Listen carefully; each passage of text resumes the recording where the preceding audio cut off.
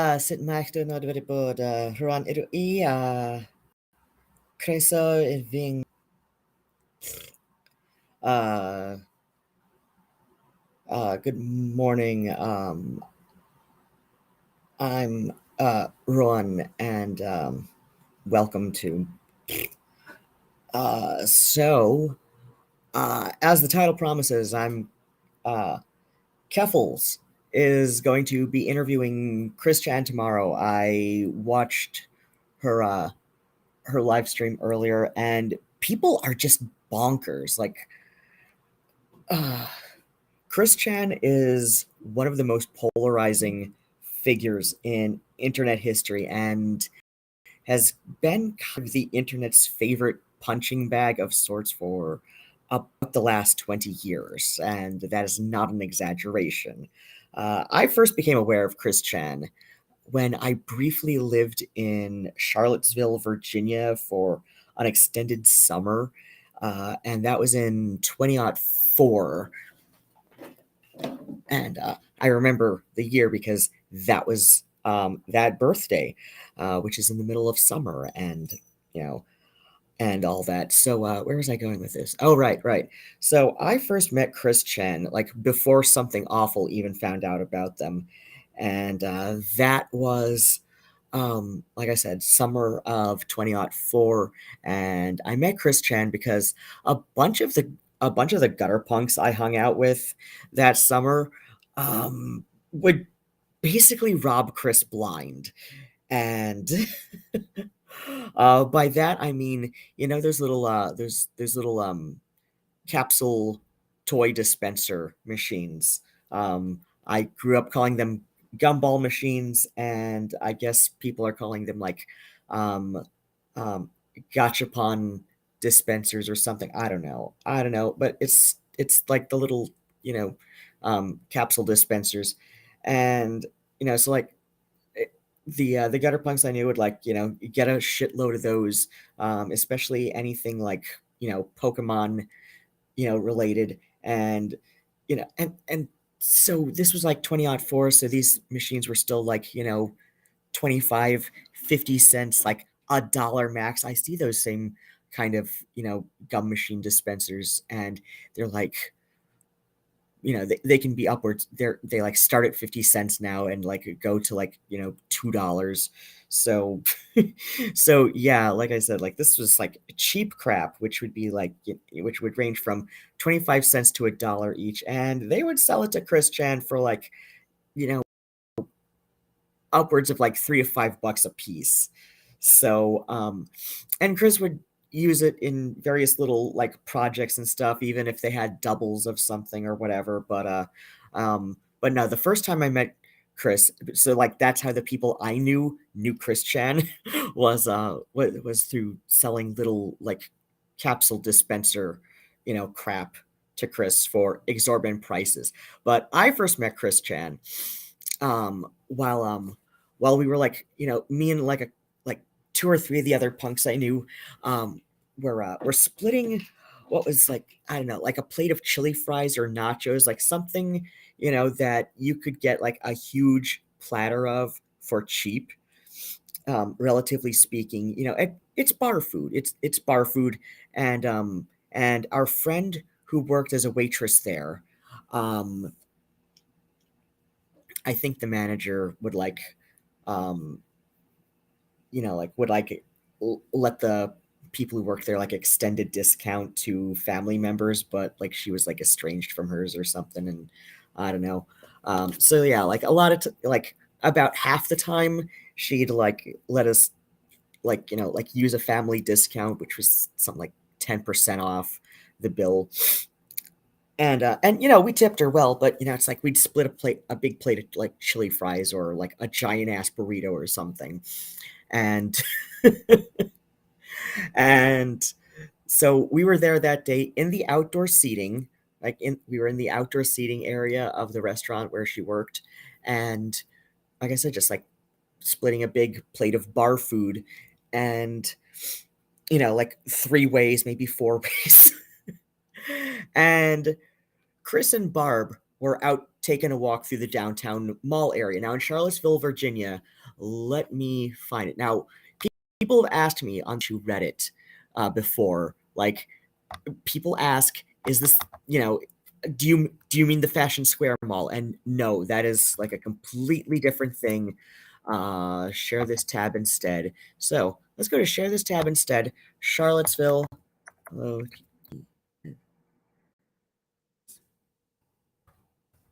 Charlottesville, Virginia. No, stop being stupid. God damn it.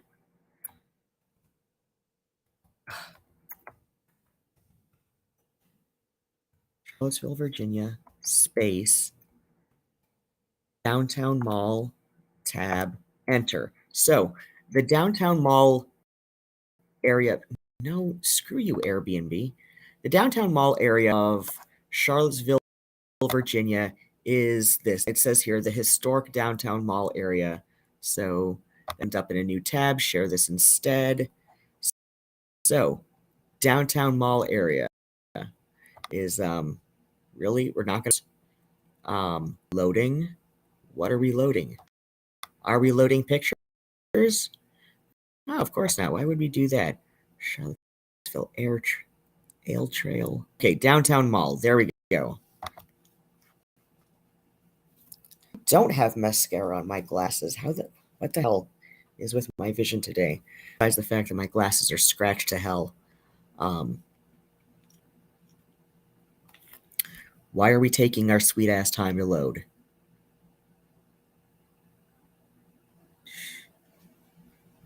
Of course we're going to take our sweet ass time to load. And I clicked on the thing for downtown mall. Why is it being stupid like this? Okay. Where's the downtown mall? Okay, is this going to be better? Which one's going to load first? Oh, here we go. This is loading fast. So, historic downtown mall. There we go. There's some pictures of shit. Oh shit. I think that's it. I think this here, at the time it was the restaurant. Oh god, that CVS is new. That CVS is new. The CVS wasn't there before. What the hell was it when I was there? I don't know. But this here at least was the restaurant. Is this going to expand the picture? Okay, yeah, I remember that awning. It looks like it still is a restaurant of some sort anyway. Maybe not the same restaurant where our friend worked 20 years ago, but yeah, it does look like it's still a restaurant, at least judging by all the outdoor seating here. So yeah, like we were in the outdoor seating, not this far up, but I think it was pushed or maybe, no, maybe. I don't know.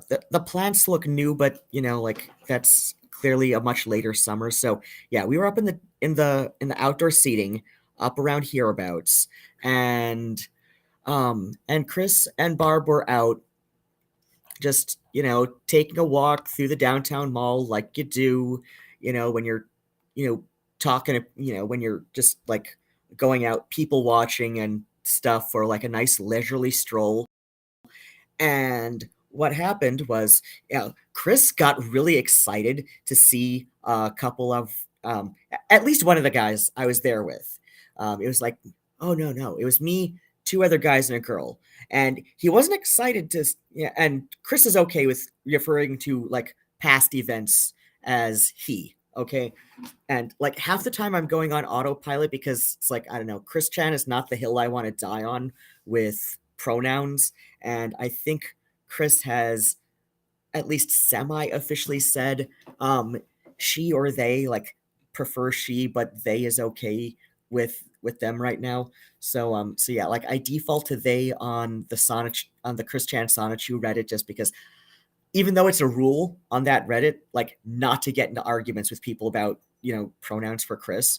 So yeah, like for the most part, I just kind of like go with because Hunter Avalon has this little rant that he goes on sometimes about how like pronouns are about utility, and yeah, the utility is usually for other people, though we use somebody's preferred pronouns to be polite in English speaking society. I need to stop the stopwatch on the crochet thing right now. Um, so yeah, like the utility is mostly for other people, as long as the other person knows that that you're talking about me when you say he, um, that then the pronoun has served its utility. Um, and yeah, like we can get into the whole thing about manners and all that, but but yeah, but yeah, like Chris has said a number of times that they're okay referring to, like I said, like past events where Chris was presenting as male as being he, like she's okay with that, which some people have like step back and say like, okay, that's pretty chill of Chris, which yeah, Chris, like any other person in the world, is a bit more complex than most people tend to assume, but at the same time, um, is is I'm gonna get into it in a bit, but yeah, like the first time I met ChrisChan, and I think I ran into ChrisChan all of like 3 times that summer, but the first was definitely like enough to like the first time I met ChrisChan was eventful. So anyway, like I said, I was with a couple of my friends and I at this, or whatever it was called at the time. We were the outdoor seating, splitting a big plate of chili fries or a big ass burrito. That was like a couple of the things that we usually got there, was like either the chili fries or the giant burrito. Uh, it was either the chili fries or the giant burrito, right? And we'd split it like 3 or 4 ways. And so we were, or was it the giant burrito was from some other, I don't know, like there was a couple times we split like a giant burrito 3 ways with somebody. I don't know if it was at that restaurant. Maybe we got chili fries or nachos at that restaurant. But yeah, it was like, so we were there like splitting food basically, and Chris got really excited to see one of the guys actually that I was there with. I don't think Chris recognized the girl I was there with because she had changed her hair color, and Chris has serious face blindness. Like people have noticed this about Chris. Like they've got serious face blindness, and this goes back, way back, and even seems to persist to this day. Um, but yeah, like somebody noticed by sending Chris um, several different pictures of trollish girlfriends, and like so pictures found on like rudimentary Google images at the time, or like some like hot or not kind of website where like like they all shared the same hair color, and but it was clearly 3 different people in these pictures, and Chris could not tell. Like Chris didn't notice, and Chris had gone on at length to somebody in the past, like through emails or something, about like having to stare at their face in the mirror, like training themselves, like for like a good like half hour a day for years to learn what their face looked like. And this was like back in high school or something that Chris was saying about. So so yeah, Chris has serious face blindness. So my guess was that they didn't recognize the girl we were with because she had changed her hair color since the last time she saw Chris, and like even had a moment to recognize her voice, and she said, "Yeah, you've seen me before. I've just changed my hair color."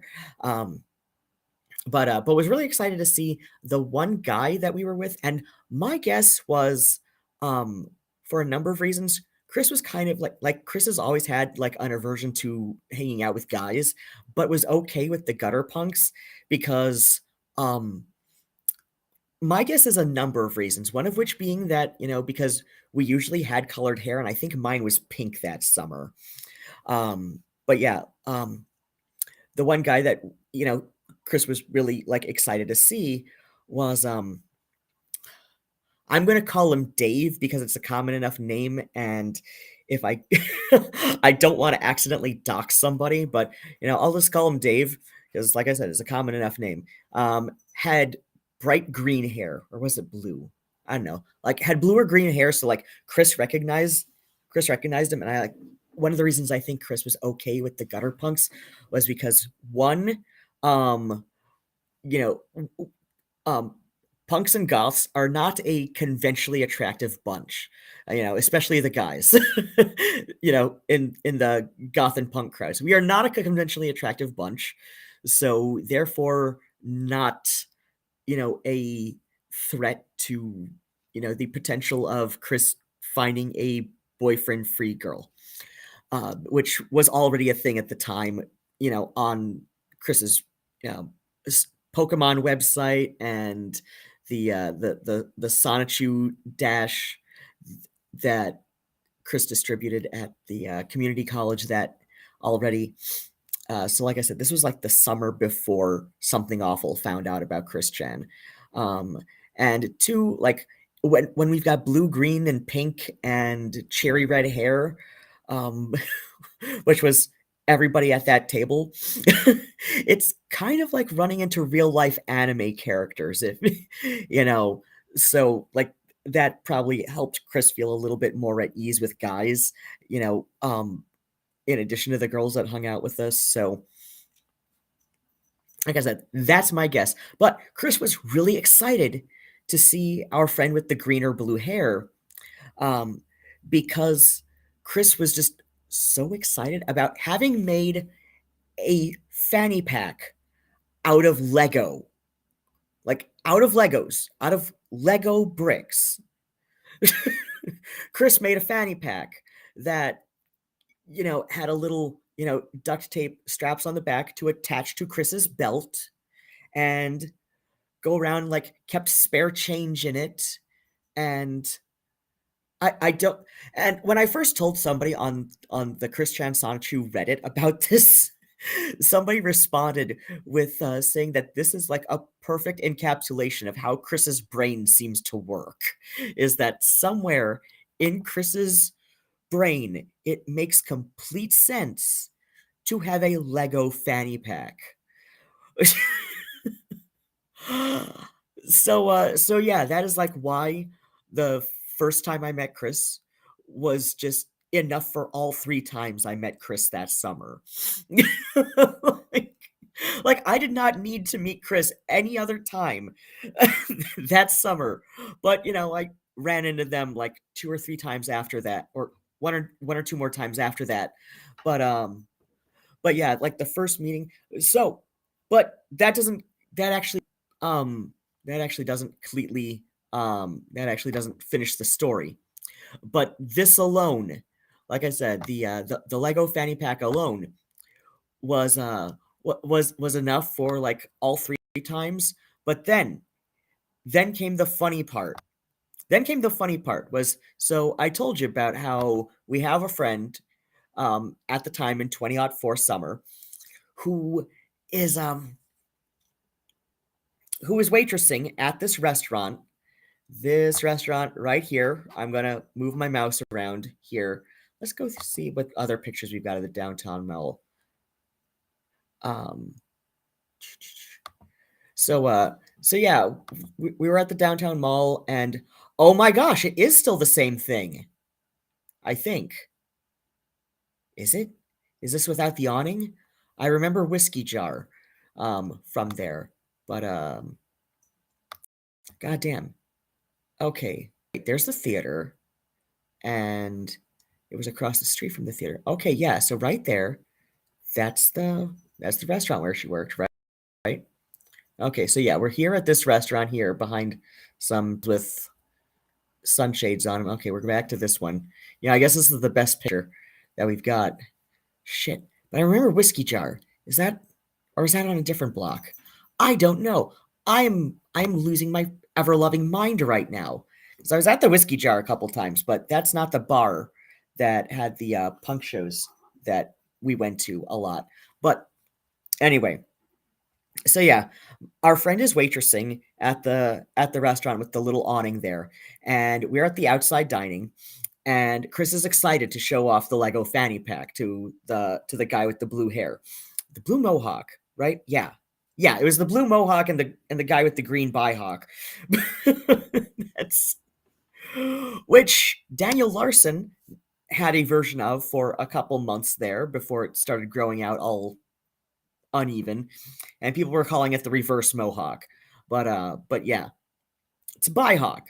It's a bihawk. Well, okay, if you could do the sides as well and you just have the 2 points up, then it's a proper bihawk. I guess Dan did have more of a reverse mohawk because, but whatever. Anyway, so like I said, Chris is really excited to show our friend with the blue mohawk the Lego fanny pack, which sure.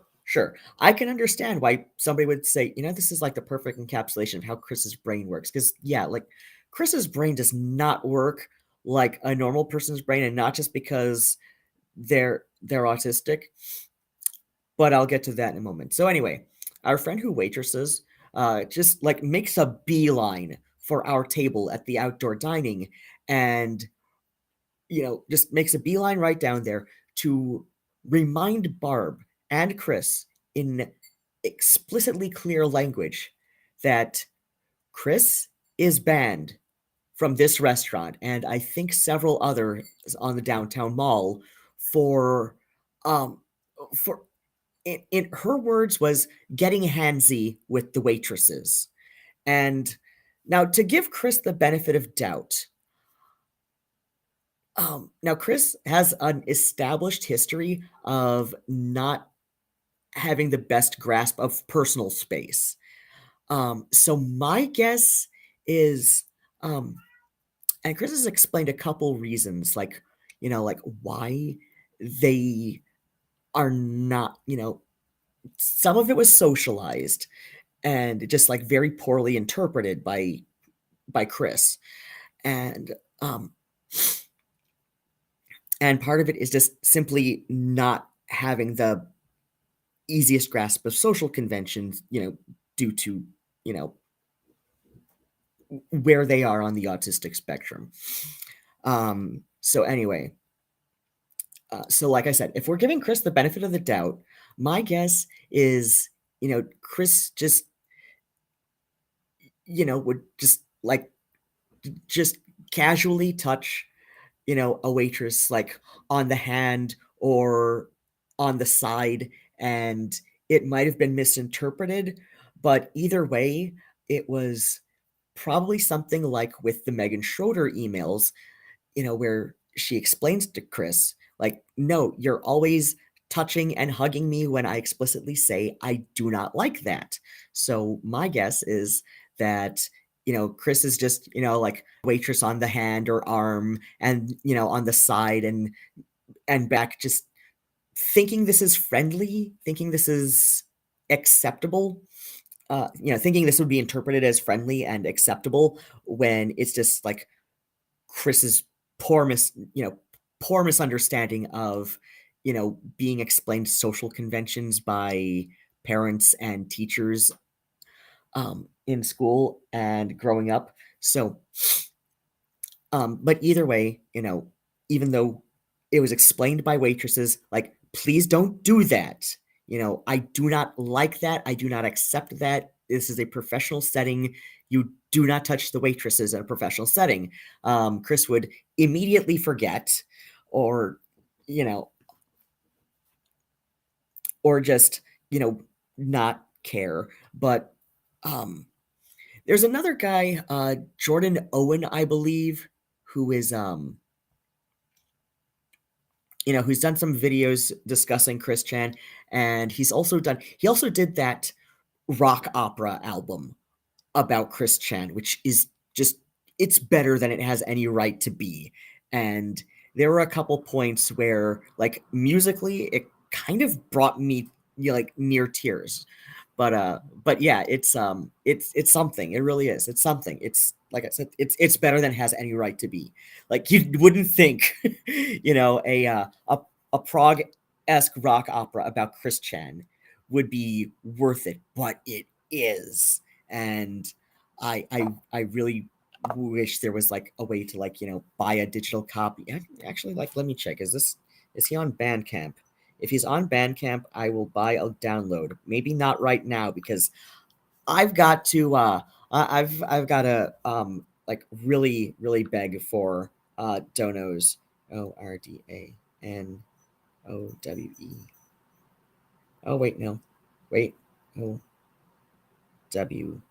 Yeah, Jordan Owen. Oh, wait, no. I am following him on Bandcamp, but he's only got The Aftermath on Bandcamp. And that's another album that he's done. Okay. He's a dude, you got to put the ChrisChan album on Bandcamp. You really do. You really got to do that.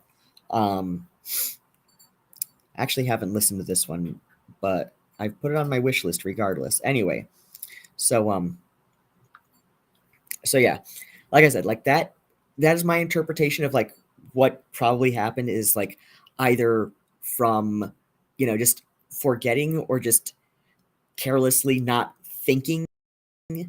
But yeah, right. Jordan Owen has explained that there are times during like the trollish phone calls, like the dad call, that like Jordan Owen is if we were to use the old school terminology, Jordan Owen is probably one of the people that would explain like the old school diagnostic distinction between high functioning autism and Asperger's syndrome, and that like why these two were diagnostically distinct for a time, and now it's just like now it's done in levels. And I forget if level 1 or level 3 is the old school Asperger's diagnosis.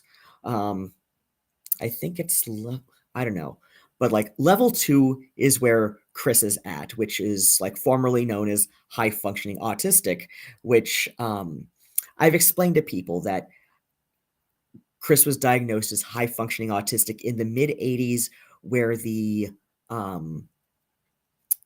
where the standard for that was like the titular Rain Man, but without the savantism, right? So somebody who definitely needs to be looked after, can mostly like can do a lot of things for themselves, but still need somebody checking in on them periodically at the very least. Might do, where it's like kind of a 50-50 how well they do in an independent living situation. But even in an independent living situation, probably still need somebody from like the community mental health to come check in on them from time to time. So, and is relatively fluent with speech when compared to somebody who is like on the lower functioning level of autism, which, like I said, I think like the old school terms would be like classic autism or something. But yeah, so as I've said in the comments to one of the Smokey McC videos, Chris was never diagnosed with Asperger's syndrome. In fact, Chris, has a history of very much disliking people who have Asperger's syndrome, saying that's not real autism. And I'm like, no, there's a diagnostic distinction, like between high functioning autism in the old school language and Asperger's syndrome, right? Like, and now it's changed to different levels. Let me see. Let me see if I can, because I keep forgetting like which one is level 3 and let's go to this tab. Let's close that one out. Brain fart.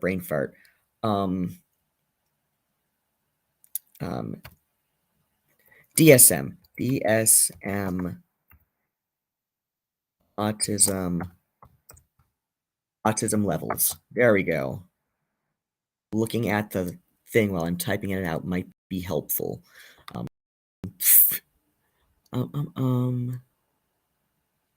Autism. Okay. Is this no? Really? You're just gonna send me way back up here. God damn it, browser. Okay, understanding the 3 levels of autism. Okay, and we go here because it opens up in a new tab because that's how I've set shit. Okay, 3 levels of autism. Scroll down. Wait, do we have an infographic? We do. Okay, let us. Okay, level 1. Okay. It looks like I might have been. Okay, so it looks like level 1 may be the Asperger's. So level 1 requiring support, difficulty initiating social interactions, organization and planning problems can hamper independence. So yeah, like this is about where Jordan Owen is at. This is about where like a lot of YouTubers with ASD are at. ASD level 2 requiring substantial support, social interaction, narrow special interests. So ChrisChan, frequent restricted / repetitive behaviors. Again, ChrisChan, and of course requiring substantial support. ASD level 3 requiring very substantial support. Deficits in verbal and nonverbal social communication skills. And great distress / difficulty changing actions or focus. So yeah, like I would put, I don't know, just because like Chris still has issues with verbal and nonverbal social communication skills, which I would say probably, which I say like would probably still be a little bit different from level 2, but so yeah, like Chris, if we were to like put it on like a spectrum going from like yellow to green to greenish blue, like we've done, Chris is probably somewhere in this about area, which fair enough. It open up my tab here. Oh, that's right, because of the way that I do the thing. The way that I did the thing. Okay, that picture in picture. God damn it, psoriasis. Ugh. So yeah, I've got some scales all over my nose right now, which makeup did not do much to fix. So yeah, level 1 is formerly known as Asperger's. Level 2, formerly known as high functioning autism, which would like I said, is like on par with the titular Rain Man, without the savantism. And level 3 is definitely where Sia was aiming with her movie music and that character. But yeah, the movie is far more about the character's sister than it is about the character herself, isn't it? So yeah, anyway, like I said, Chris was Chris was being told, okay, like no, you can't, touch the waitresses, not even if you think it's polite, not even if you think you're just being friendly. And of course, Chris, right, yeah, I brought up Jordan Owen, who's like, level 1 old school Asperger's, right?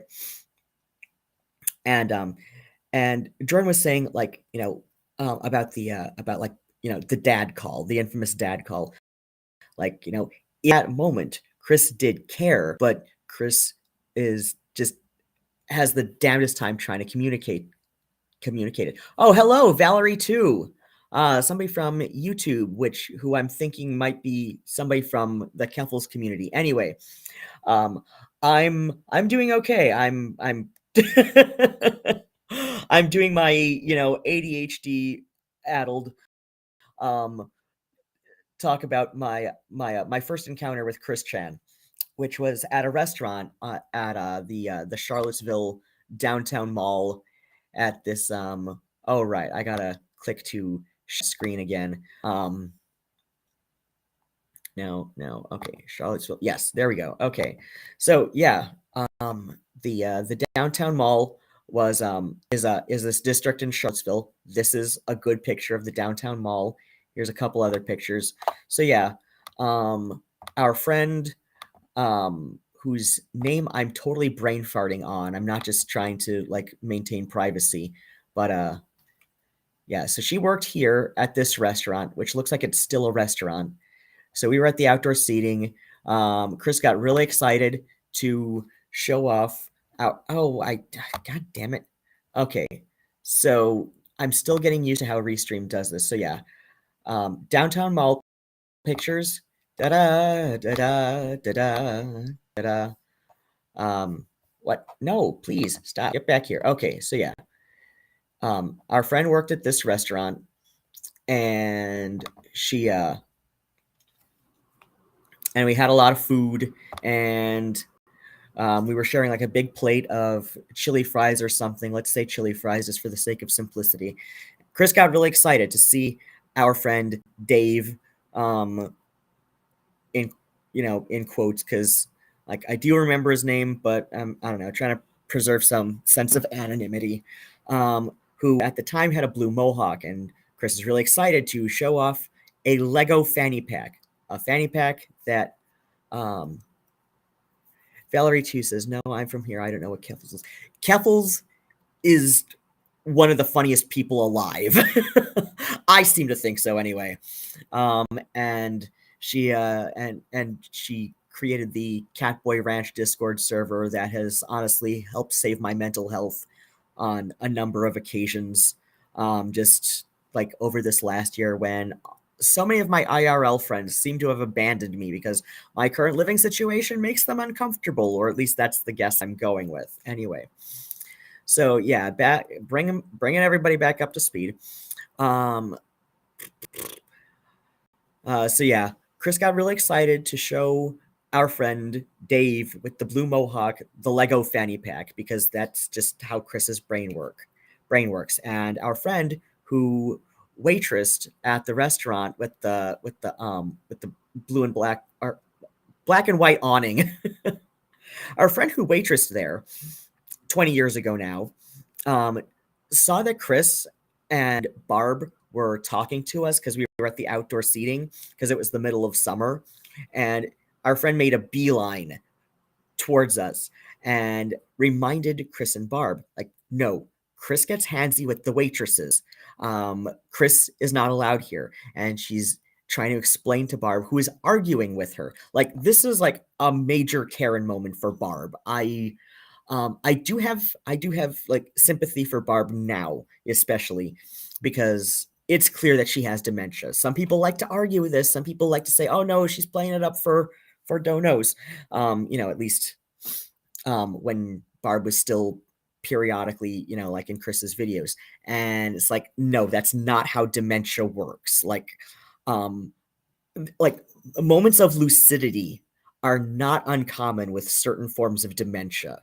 So, like moments of lucidity are not at all uncommon with certain kinds of dementia, and it is quite likely Barb. Yes, it is quite possible Barb would have moments of lucidity, and um, but like you see the way that she reacts in some of these, where she has trouble answering simple questions like what she ate today, and it's and then there are times where it's clear that she's just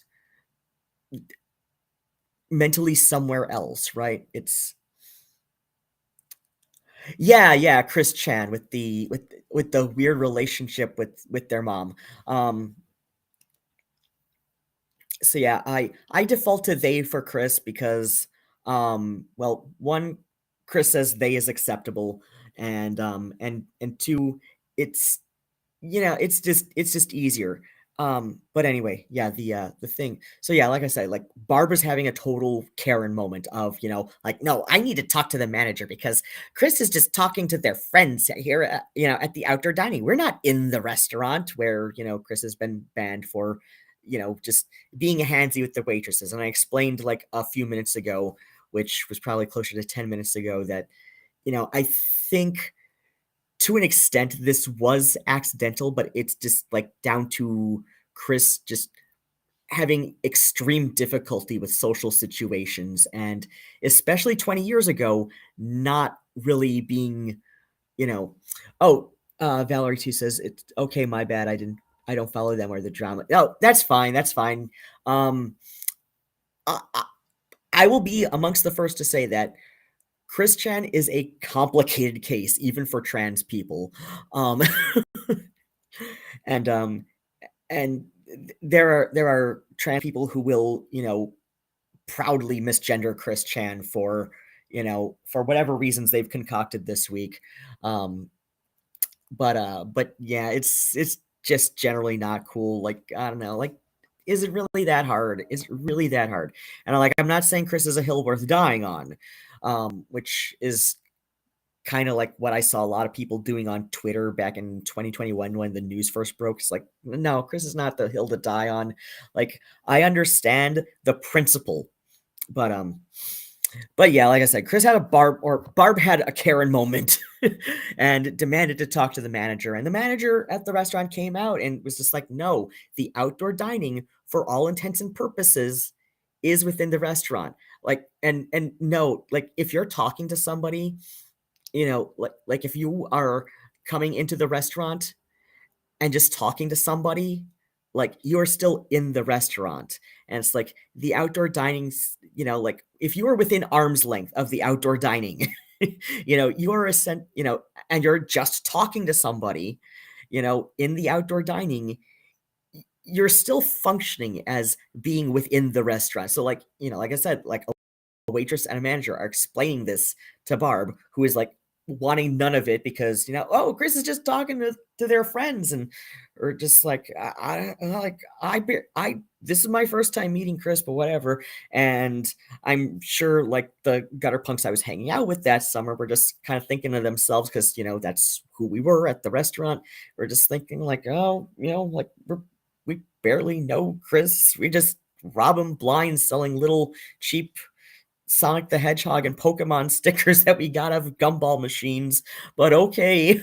Um, but yeah, it was a moment, and so yeah, like, that was my first time meeting ChrisChan, and it was enough for all two or three times I met ChrisChan that summer, and yet I still met Chris one or two more times after that.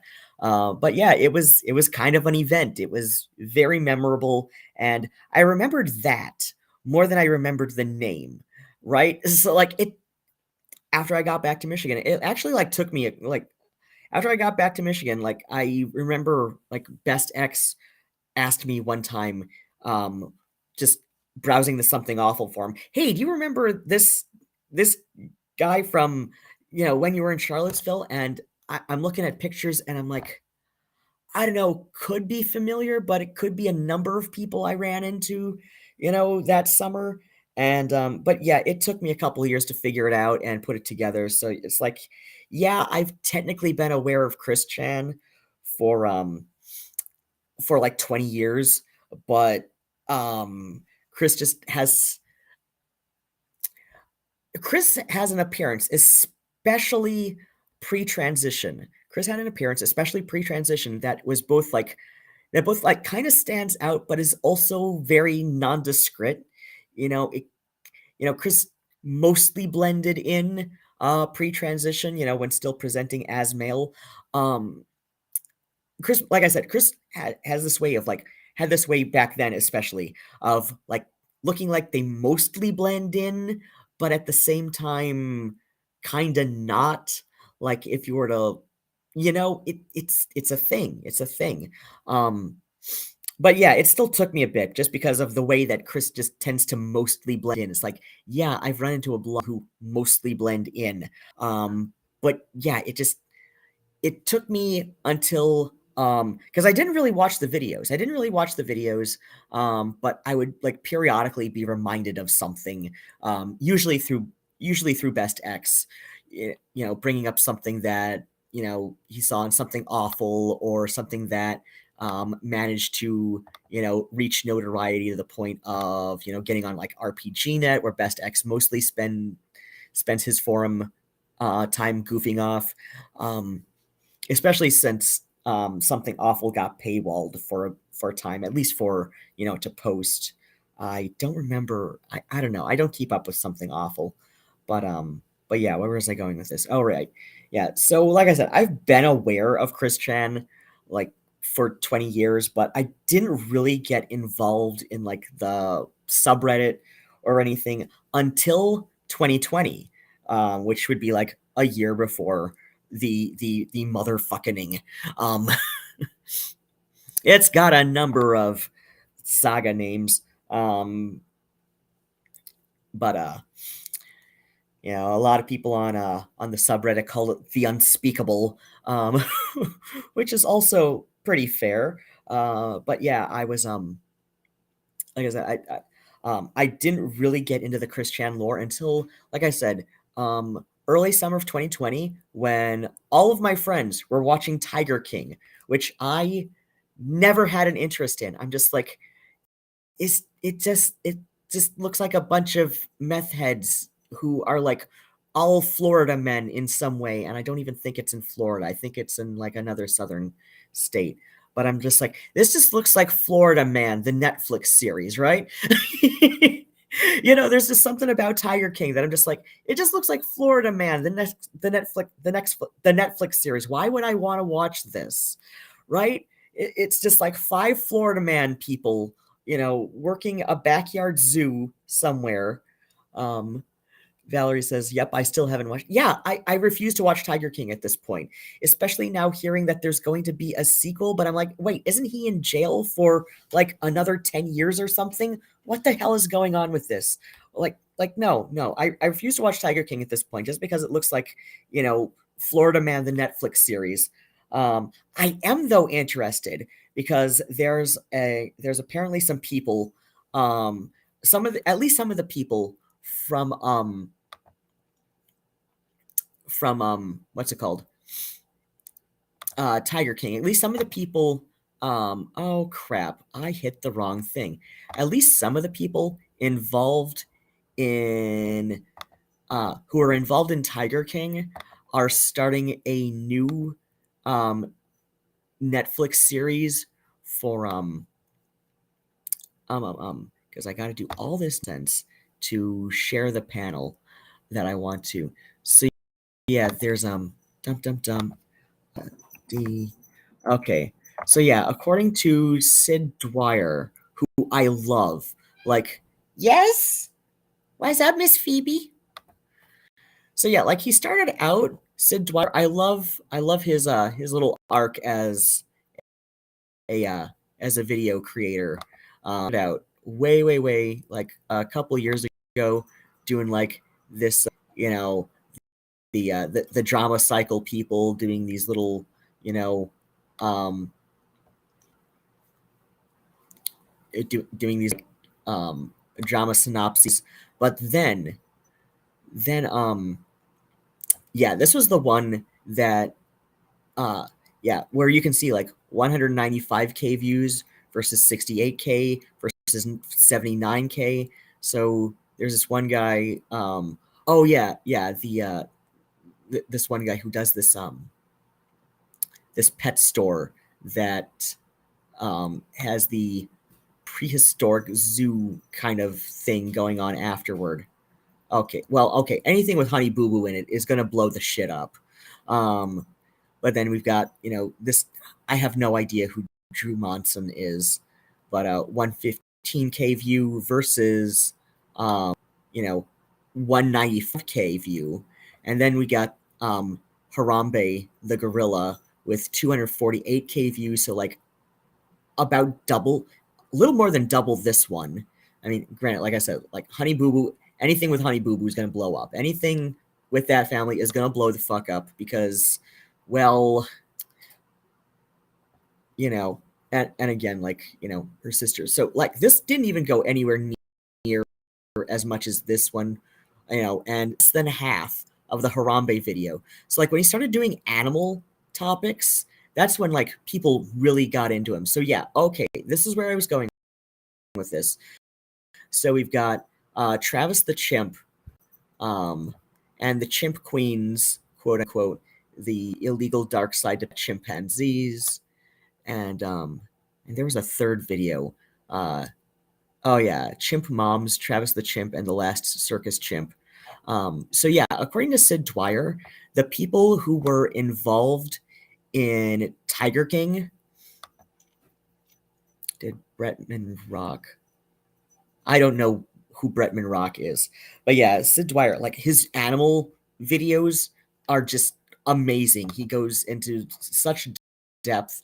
I think Sid himself is vegetarian or vegan, which would make sense his why his animal videos are amazing. And really, this one's only got 15K in like one day. Damn, this needs to go. The elephant video of his really needs to blow up. I'm gonna play for it for a moment.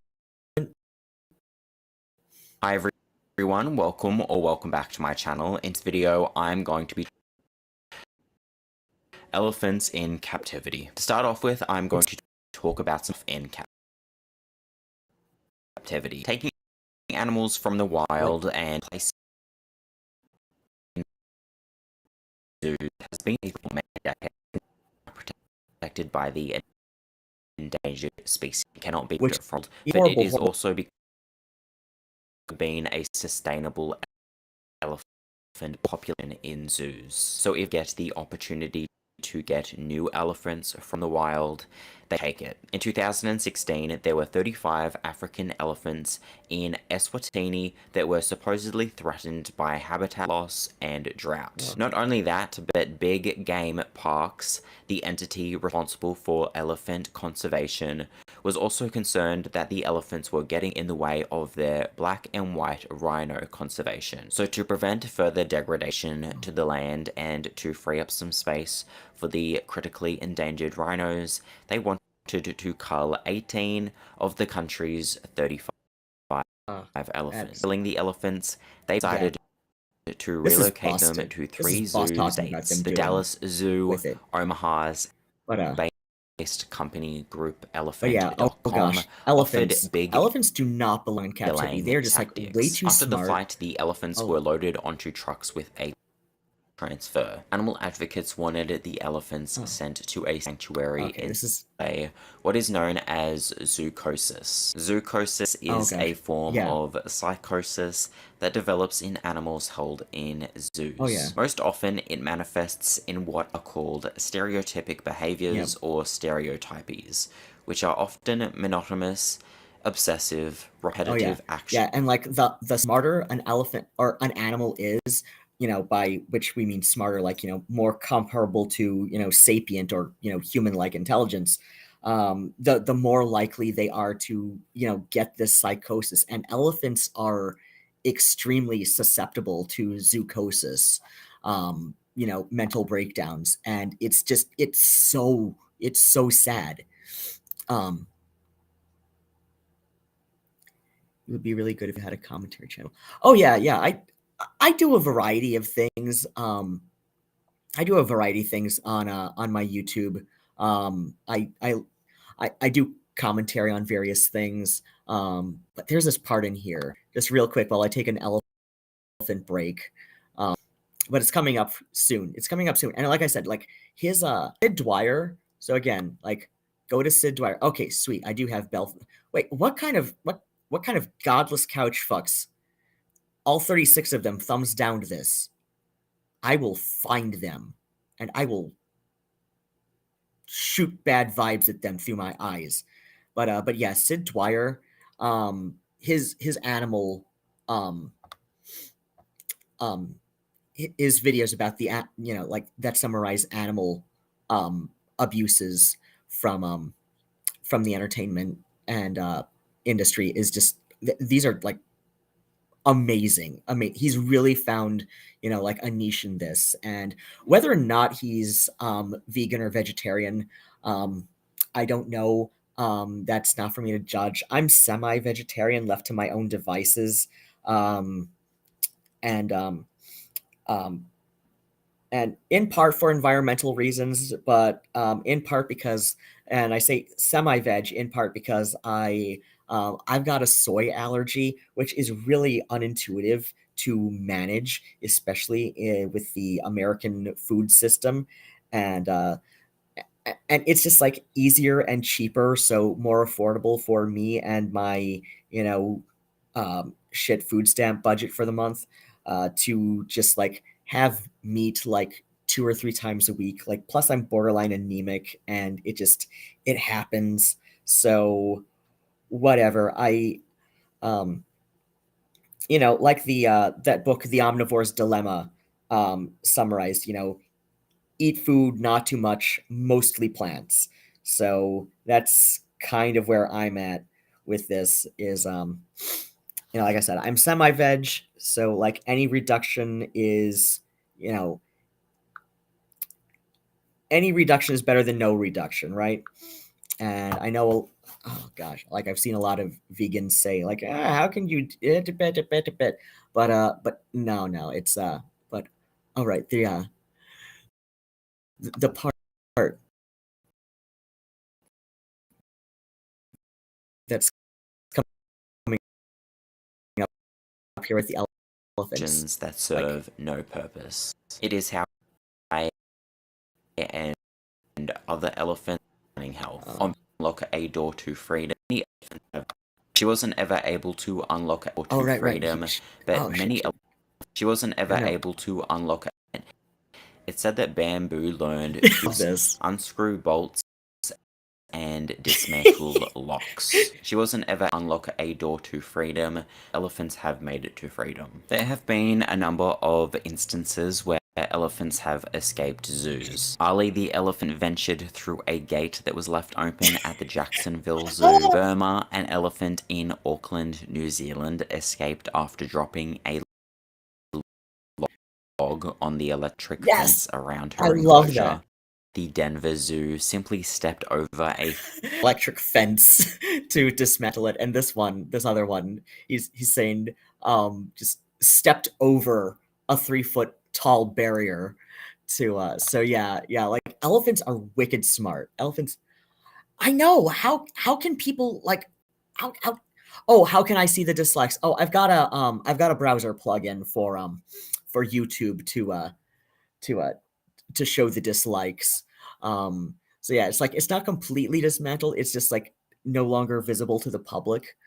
Feels so bad for monkeys. I know.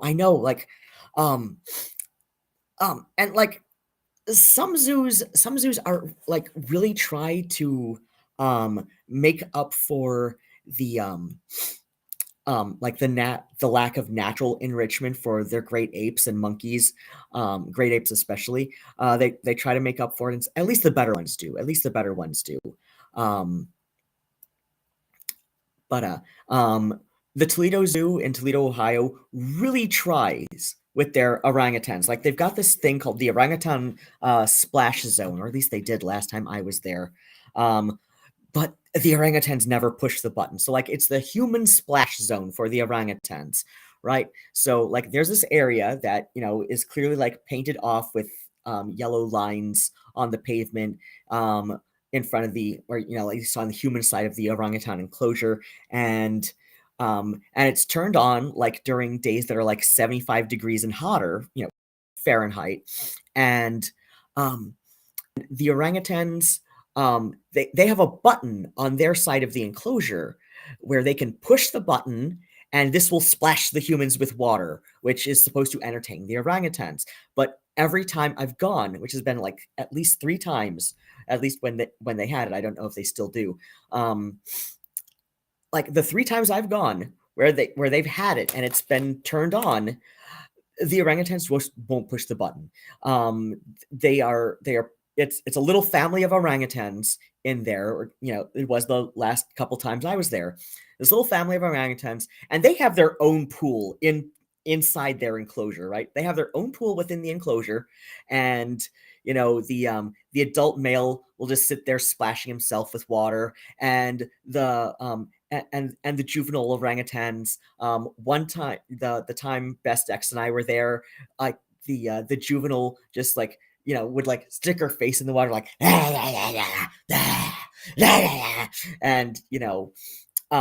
and just having a blast by herself, this little orangutan, just not pushing the button, not pushing the shiny button. Um, so, um, but yeah, like, yeah, and this is like, I'm sure, like, being a very young orangutan who'd like never been out in the wilds of Borneo where they're from, was just like having a blast by herself. But I'm sure, like, as she gets older, she's gonna like get more and more bored, right? Because there's just like not that much to do in a zoo when you're an orangutan. And elephants do really poorly in captivity. Like, they apparently their lifespan, like, they can live you know into their 70s in the wild, but their lifespan in zoos is cut in half. Like 35, like 40 max, right? We're talking like 40 years max, though a lot of times, like, they'll die at the age of like 25 in zoos. um uh, yes, that is a great idea to get back at us without getting. Oh, oh, with the elephants, yeah, their lives are their lifespan is cut in half in zoos, like in half at best in zoos, and they're just not really well suited to captivity. Like, um, um, Asiatic elephants, um, in their native India, seem to do a little bit better because there's a semi-domesticated population in India, just due to Hindu culture, but I think that's mostly died out. I think the semi-domesticated population of elephants in India is just like no longer really a thing after British colonialization and all of that did away with it. Um, but yeah, like, if you look at old like Hindu accounts, just because it is a lot more respectful than Christian culture, toward the animals. Oh, the splashing humans with water. Oh yeah, with the orangutans.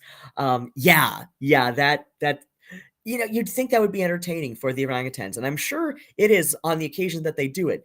But yeah, like the times that my ex and I were there, they were just the zoo in DC is crap. Oh, I believe it. And watching Sid Dwyer's video about elephants yesterday, like, I saw it within like the first 4 hours it launched.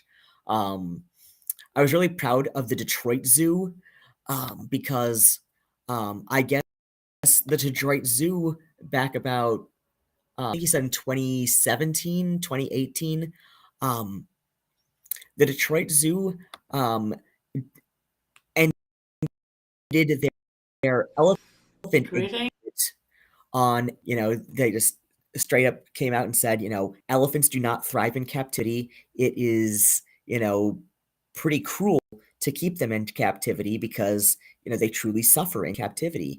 Um, like I said, I know before British colonialization, Asiatic elephants had a semi-domesticated population amongst Hindu culture, that did seem to, maybe not thrive quite as well as they would in the jungle part of India, in the jungled parts of India, but they did do a lot better than elephants and zoos ever did.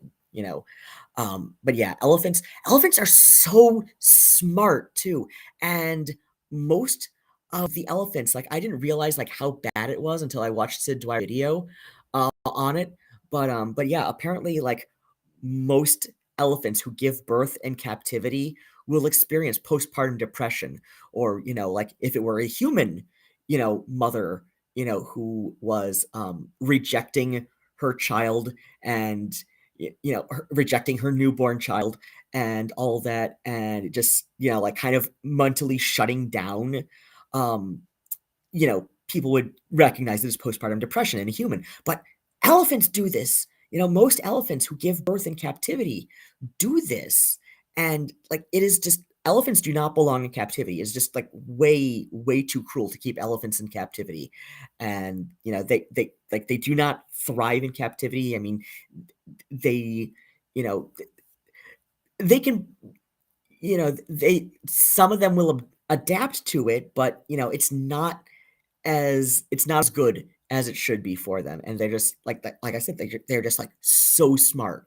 They're just so smart. It is like borderline sapient intelligence. Like, you know, people say dolphins are up there, like with borderline sapient intelligence, and I'm just like, I don't know. I think elephants come a little bit above dolphins, if only because they can express it um, much closer to how much closer to human-like.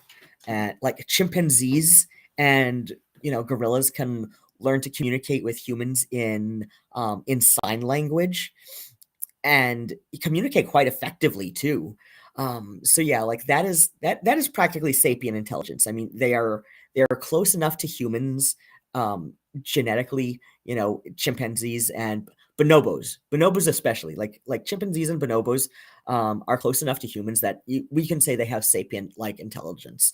Um, Gorillas not quite as close to chimps and bonobos. But then I'd like to have to say like either like on par with gorillas or maybe just after gorillas. It's got to be elephants. It's got to be elephants. They're just so smart.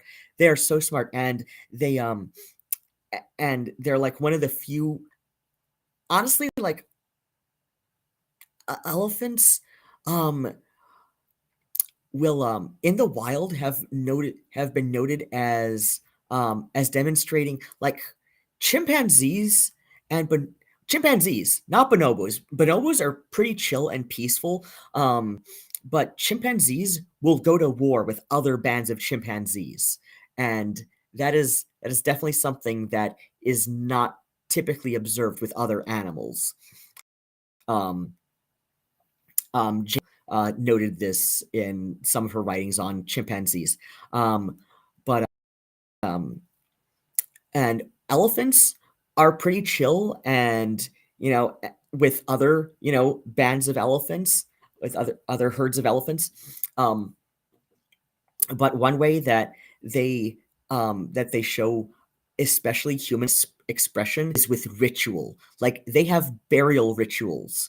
Um, Greeks, ancient Greeks who would travel to India and write of their experience, noticed that elephants in India, especially the semi-domestic population, um, would would have this morning ritual where they would, like the herds of elephants that they observed in India had this morning ritual where they would, like raise their trunks on every morning, and the ancient Greeks who wrote about this said that elephants have know to every morning praise Helios and Apollon, and well, in some of the shared personal gnosis amongst Hellenic polytheists, which I was, a staunch Hellenic polytheist for a while, and now I consider myself more of like an eclectic polytheist.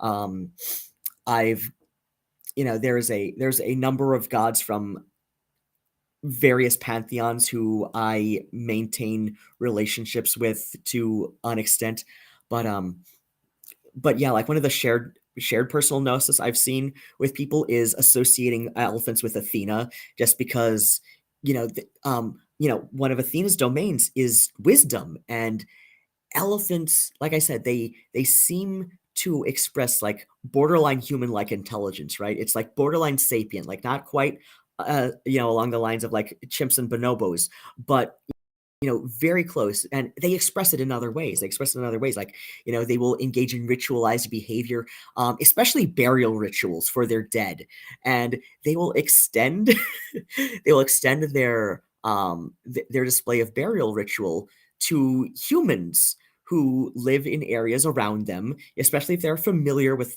seeing these humans.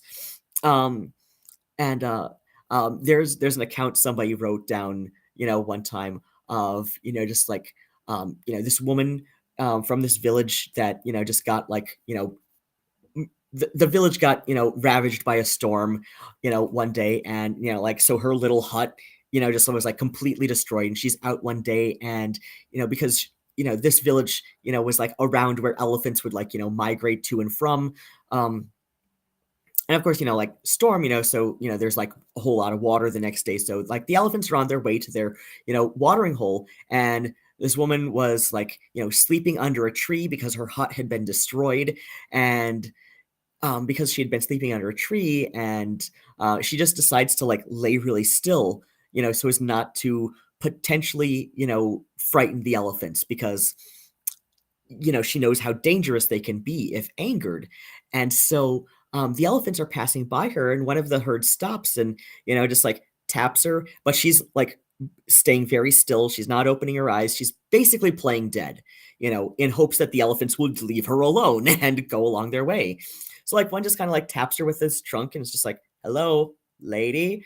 But she's like, still like, like playing dead, like pretending to be dead, and in hopes that they'd go. And the one that tapped her the first time, like, seems to call over a couple others, and they're just like, as if to communicate to each other, hey, I think she's dead.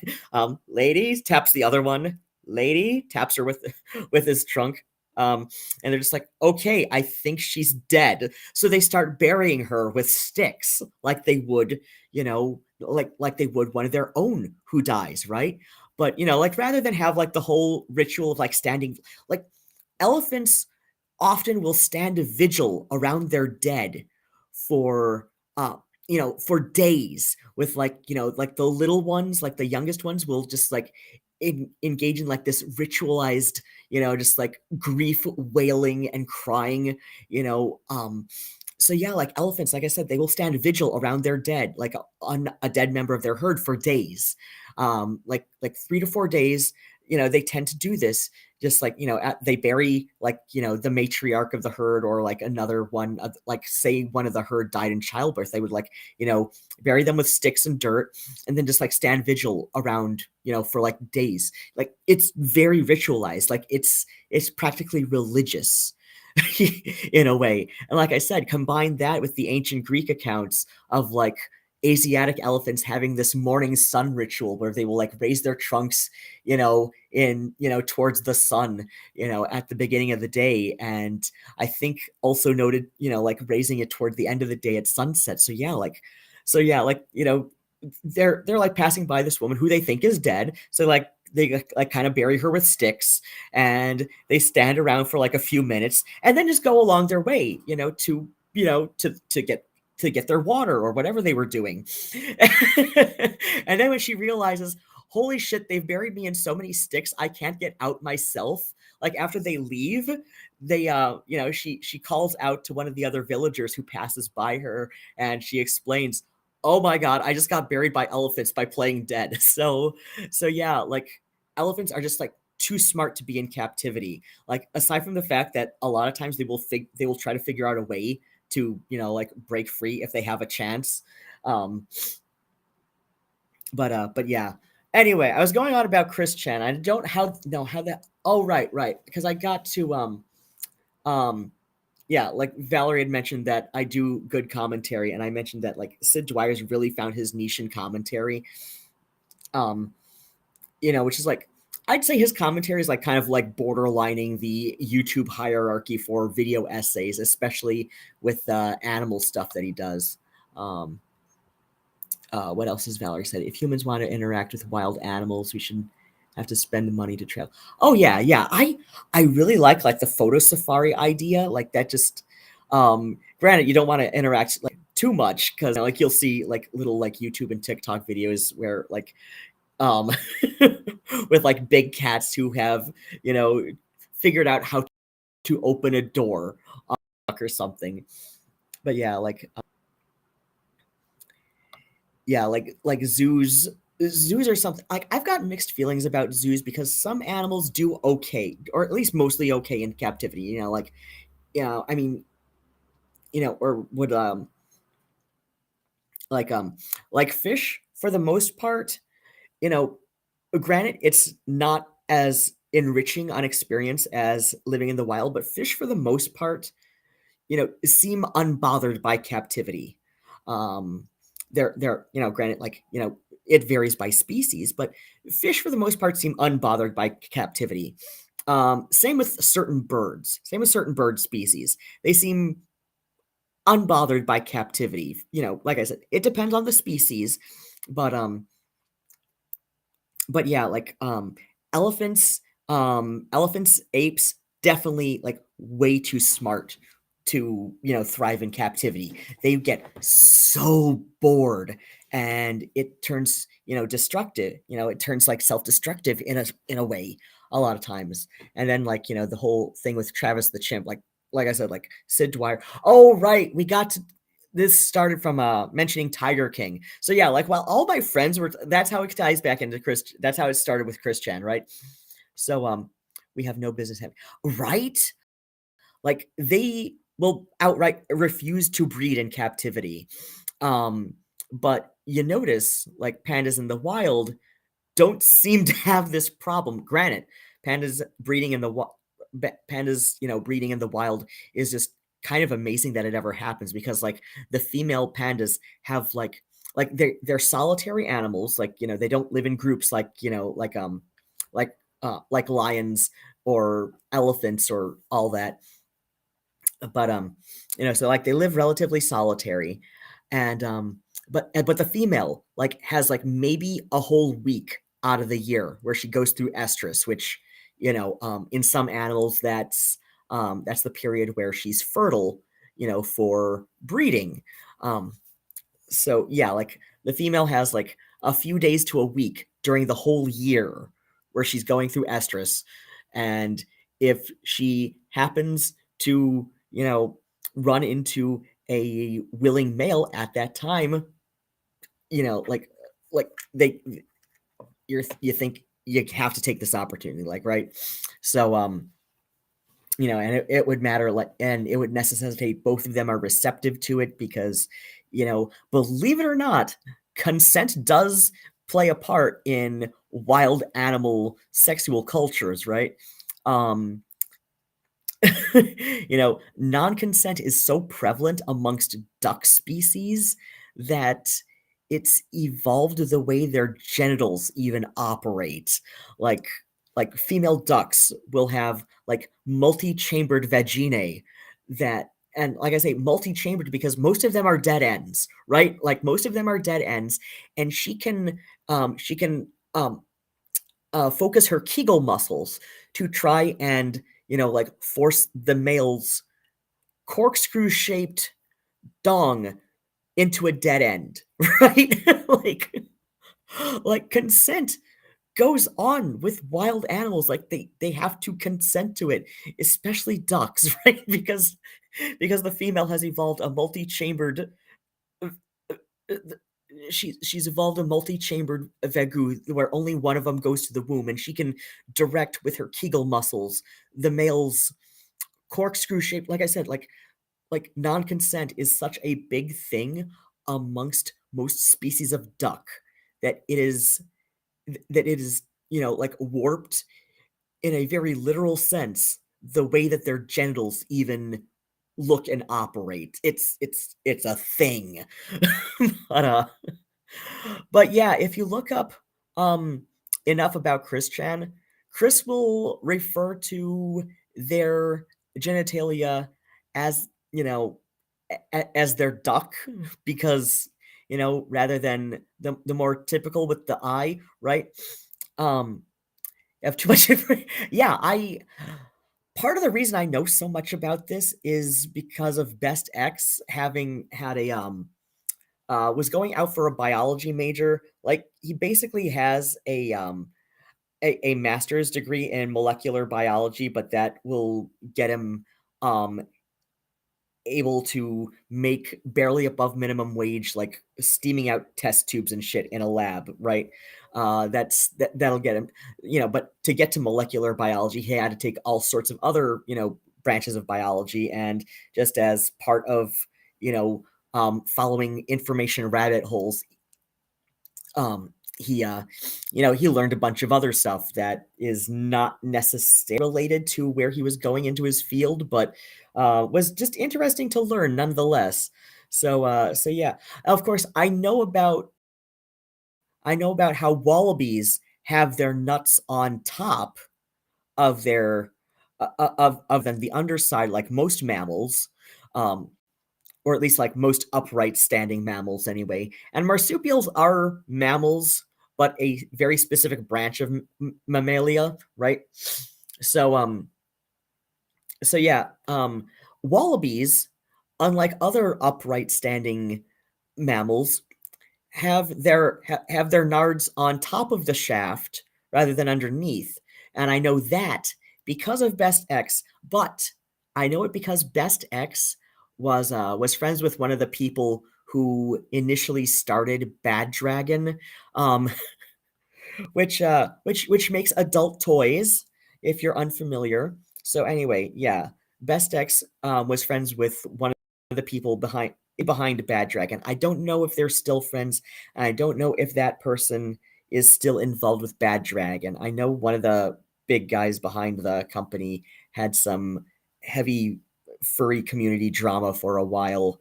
But yeah, I don't know anything about that. And I don't know if it was Best X's friend, or former friend. I don't know. But like I know a lot of stuff about a lot of stuff because of Best X, and just also being like this information sponge. So I just kind of like absorbed this knowledge because I I get into conversations with my ex, um about things, especially while we were together, right? So yeah, like I said, while all my friends were watching Tiger King, as I began many times, but oh god, going on an hour ago now, as I began, well over half an hour ago anyway. While all of my friends were watching Tiger King in 2020, I was watching the Geno Samuel documentary on ChrisChan, which at that point I think was only I think was only like 30 parts long, right? So yeah, like I had no interest in watching Tiger King because it just looked like Florida Man, the Netflix series. And I was just like, why do I want to watch something about like five Florida men people, working at, this backyard zoo? And I guess one of them is involved in, is like been really pushing this conspiracy theory about this other person who looks like she's gone like the opposite direction. Like, what, like she used to be in a position where Tiger King guy now, or at least at the time of filming, I don't know.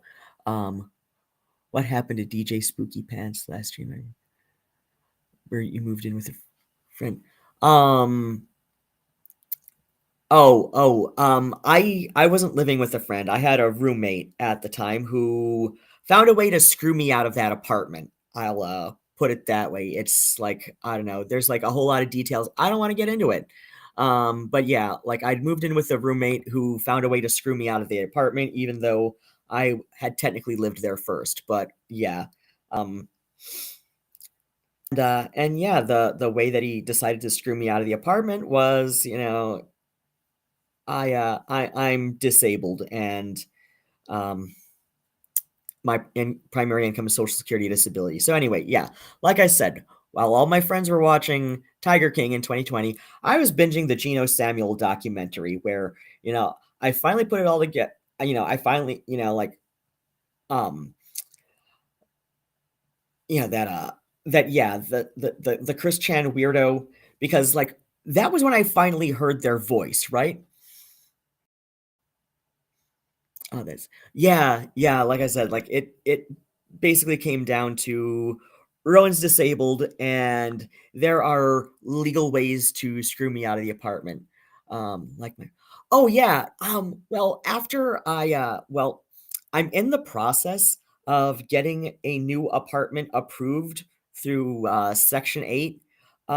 Granted, I am now in a time crunch where um my and my social worker who, through the homeless outreach program here in the Ann Arbor Ypsilanti area, is like he knows that there's a time crunch with this, that we need to get this approved. So yeah, like I didn't get a text back from him today like I should have, so I'm going to be calling some people tomorrow before I go out. And I really needed to go out today to refill my pills for the week. So but then again, like I don't know, I just I've got the ones that I absolutely need to take. um, here in forms of refills. So I'll just like, go out tomorrow after I make some calls, or maybe before I make some calls. I slept 11 hours last night because I finally got my CPAP in the motel room. Unfortunately, my motel room only has like, I've only got enough money to make sure that I'm paid up through Thursday night. So any kind of donations in that area, um, you know, that will help get me, through at least the weekend. That would be nice. Um, so yeah, like I'm hoping with the title and topic and all of that, I can like milk the algorithm for tasty monies. But yeah, after I get the apartment approved, which, like my aunt and I are keeping our fingers crossed and all of that. So so yeah, like hopefully this hiccup turns out to be like a minor thing. That would be nice. But yeah, I I I can't go back to the situation that the cats and I were in before the motel because it's way too dangerous. If you've seen my Ko-fi, you see like how dangerous it was for me, there, and I can't go back to doing that. I really can't. I can't. So, like it looks like I've got 3 people watching on YouTube and 1 watching on Twitch. Um, yeah, I mean, I don't want you to feel like you have to, but if you can and you want to, that would be great. That would be like a huge help. But it's like no, we can't go back to that kind of situation again because that's a situation where I am abused and terrorized by everybody within arm's reach of yeah. So yeah, I was going on. Um so yeah, Keffals is doing a an interview with ChrisChan, which apparently ChrisChan approached Keffals and offered to do this. Asked for the interview because of their shared history with Kiwi Farms. And so I'd already gotten into like why I know about ChrisChan and why like my, you know, why my little ADHD, brain didn't really, like I would get little periodic updates from Best X who would, like learn stuff from um RPGNet and what's it called? Something Awful forums. And I would just be like, okay, yeah, that weirdo in Charlottesville that I may or may not recognize because, pre transition, especially, like I said, Chris had this way. I'll DM you. Oh, that would be great. I mean, I've got the Ko-fi and Linktree links in the description. I do accept DMs via Ko-fi. Um, so yeah, you can message me on there. I should be able to.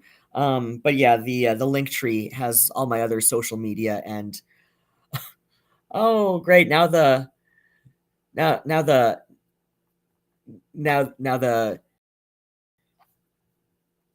one I've been seeing lately is just just just responded to a DM of mine from earlier. Hold on, let me it's not showing on the thing.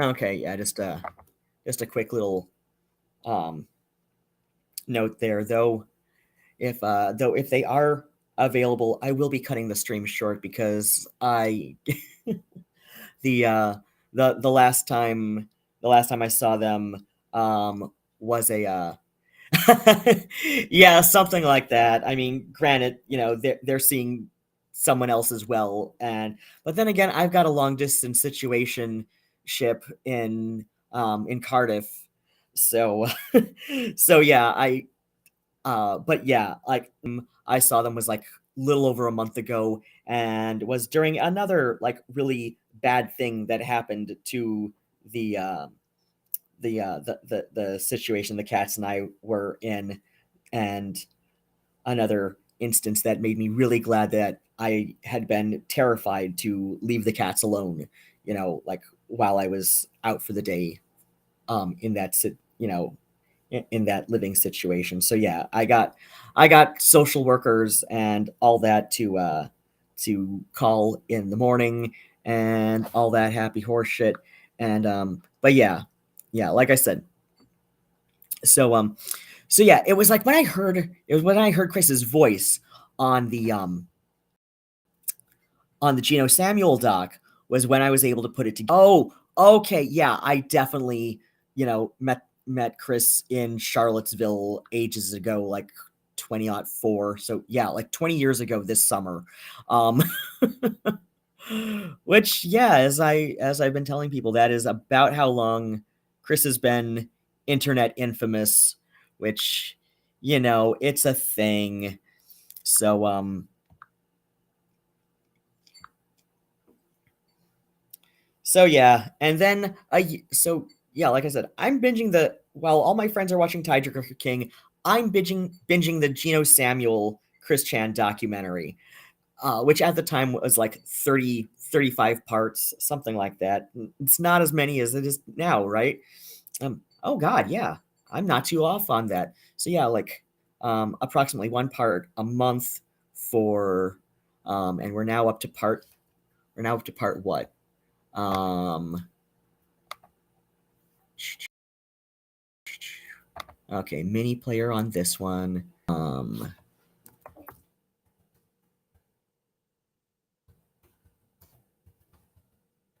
Okay, ChrisChan, Geno Samuel. Which part are we up at now? No, that's a stream. No, that's a stream. Comprehensive history. Um,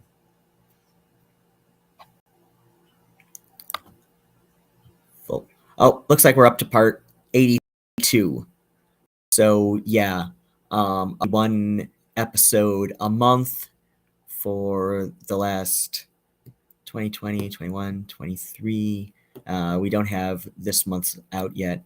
So that would be 36 parts. Yeah. Yeah. It was up at, okay. Yeah.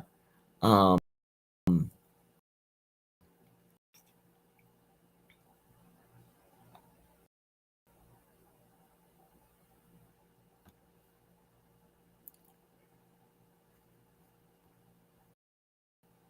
so yeah, let's see.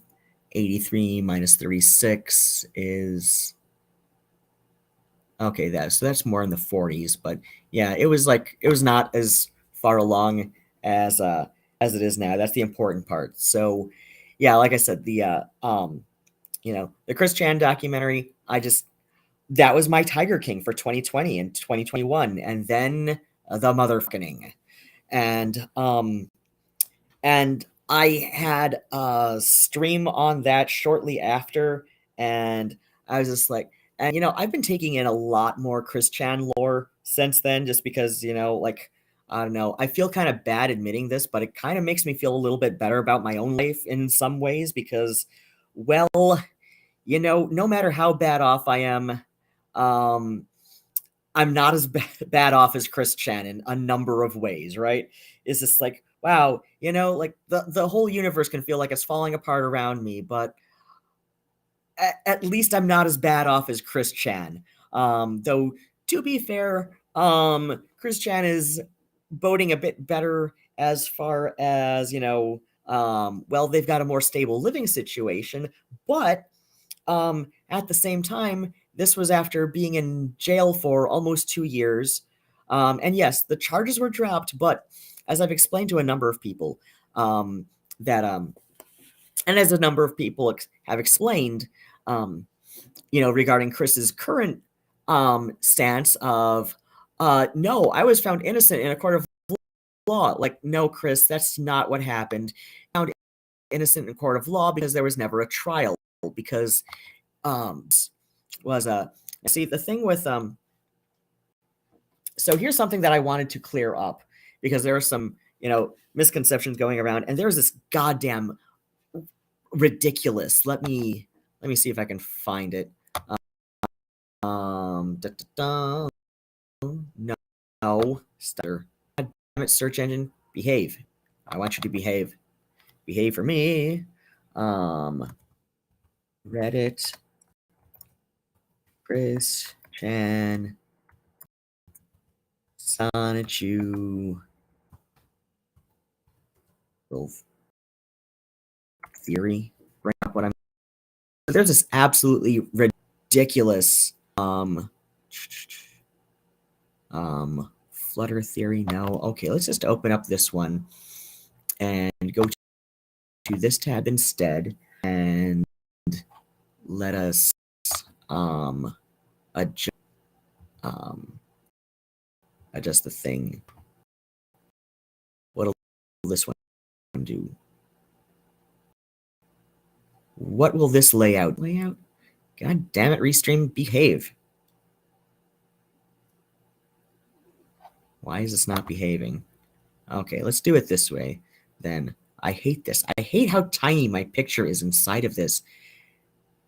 Whoa, we've got 5 people watching on YouTube. Hello, nice people watching on YouTube. So anyway, we're gonna go here real quick, and we're gonna not look at my notifications because I simply don't want to like get dragged into stuff. So no, what was I looking? There's this absolutely ridiculous post. Okay, let's not create a post. Okay, there we go. Search this one. Jail theory. There's this this is absolutely ridiculous. Wait, what are no? This is shit from a year. Crackpot, no.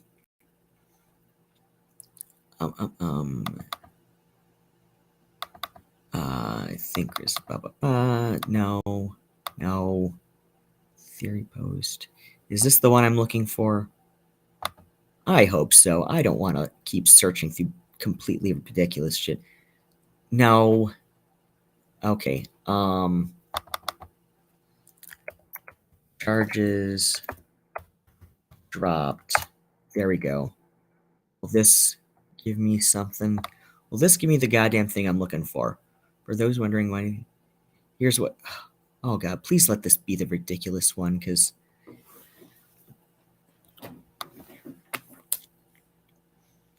here's what most likely happened. Something.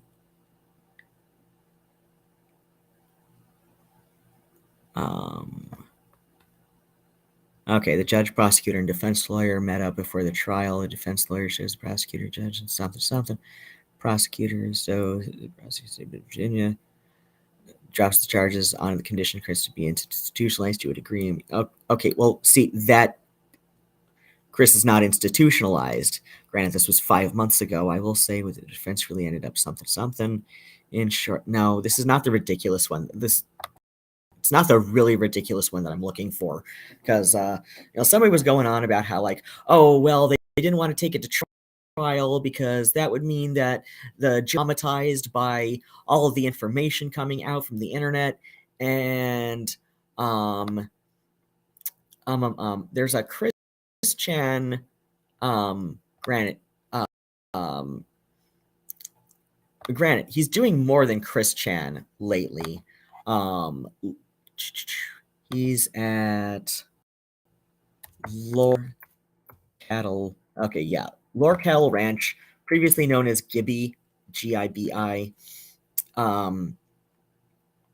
So yeah, Gibby's got a really good video, which of course is like not right here that I'm looking for shit. Gibby's got a really good video explain like why this one Reddit post that I think Papa Gut read out.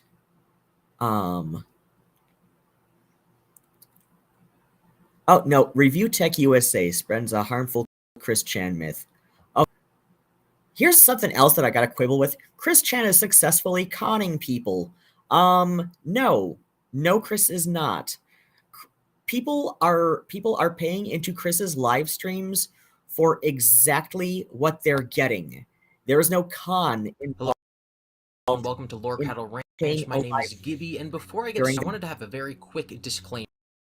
In this video, I'm going to be talking posted by Review Tech USA, and even though I'm going to be critical of some of the things he said, and even though the thumbnail and title of the video are very critical of the video he just put out, I want to say that I've been a fan of Rich and a subscriber of his channel for over 10 years. Now this is I've been watching him since rumors and leaks about the PlayStation 4 were coming out. Obviously, invite anybody watching this to go and watch his original video, but because he has significantly more viewers than I do, I assume most people will have watched his video already. Rich got two very important things wrong, and he also uncritically repeated the words of someone else who I believe to be wrong, so I'm at first. In his video, he read a theory from somebody should be critiqued. Now, to be fair, Rich did say that he did not agree with all of it, but he did call it a pretty good theory. This poster on Reddit said that they believe that the case against Chris was dropped because it was an openness of mental illness. of course not. Why? The insanity defense, and that it would work. And I don't agree in how that works. Granted, in order to have the insanity plea, you have to prove that because to be fair, the Reddit post in question is completely bonkers. Like, so the Reddit post in question is just like completely bonkers, and it is not a pretty good theory. It is a dumb shit theory. Like, it is a theory concocted by a complete dumb shit who has no idea how the legal system works. You are insane. You did not know that what you were doing was wrong. And that is, in fact, not the case with Chris. If, for example, Chris said that he had to have sex with his mother because he had been told by his imaginary friend Sonichu that... Oh, yeah. Another thing is, like, you know, a lot of people who do videos on ChrisChan, with, like, the exception of Gino Samuel, is, like, the primary one who does not. People will just, like, misgender ChrisChan under the justification that, oh, well, I think Gibby and Rogue Internet Man are both of the opinion that, well, Chris doesn't really know what being trans is. And it's like, no, I don't think that's how that works. First off, you know, first off, like, I mean, ultimately being trans is self-diagnosed in a sense. It's just like, you know, we go and get this confirmed through through medical and mental health professionals, right? And the WPATH standards of care are pretty, you know, clear on how to, you know, for how certain professionals are able to confirm that a trans person is trans, right? I don't have clear confirmation one way or the other whether Chris went through a WPATH professional, or some people say that Chris went to an informed consent clinic that, you know, just like pretty much, you know, you sign off the informed consent waiver and get your prescription for hormones. But Chris has been on HRT since 2016, right? Like, this is nearing on a decade. And so, like, this is the longest Chris has stuck to anything. Well, aside from various fandoms, right? So, like nobody goes through all of this for 8 years just as a ruse, right? Oh, Trash Panda asks, does Ko-Fi take a portion of the donations? Ko-Fi does take a small percentage, because I've opted into the Ko-Fi partner, so it's basically like I have, you know, consented for Ko-Fi to take, you know, a small percentage, I think like 4%, to, you know, to help pay their developers. So it's opt-in through Ko-Fi, which is great.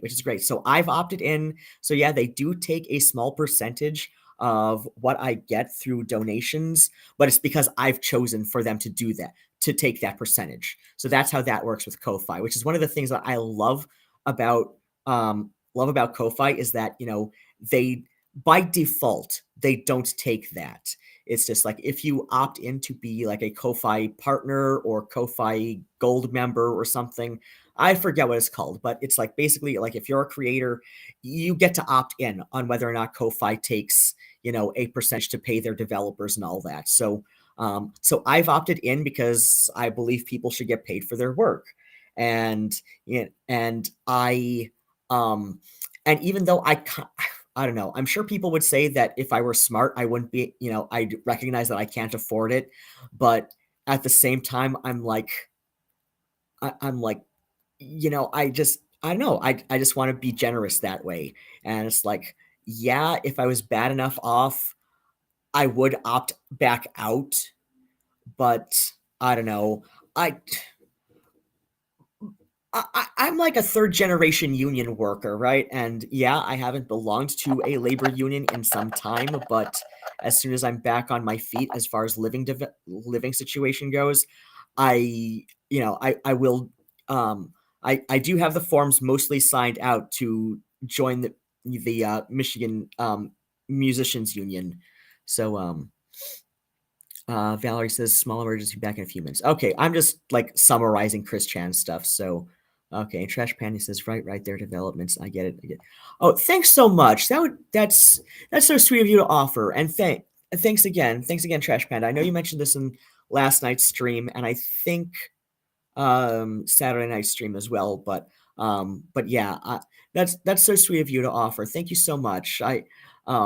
I'm behind on sending out like little thank you notes to people who donated via Ko-fi, but I do intend to do that. If not tonight, then tomorrow night after I get back from picking up my meds at the storage unit and so I can refill my pods for the week. And there's at least one other thing I need to do tomorrow besides calling people to ask, hey, what the hell's going on with my apartment thing? So yeah. Oh right, Gibby routinely misgenders ChrisChan, and like I said, Gibby and Rogue Internet Man are both of the opinion of, oh, I don't think Chris is really trans because I don't think Chris understands what being trans is. And it's like, I can kind of understand that just because Chris has said a lot of weird things about gender, but Chris is also level 2 autistic, which I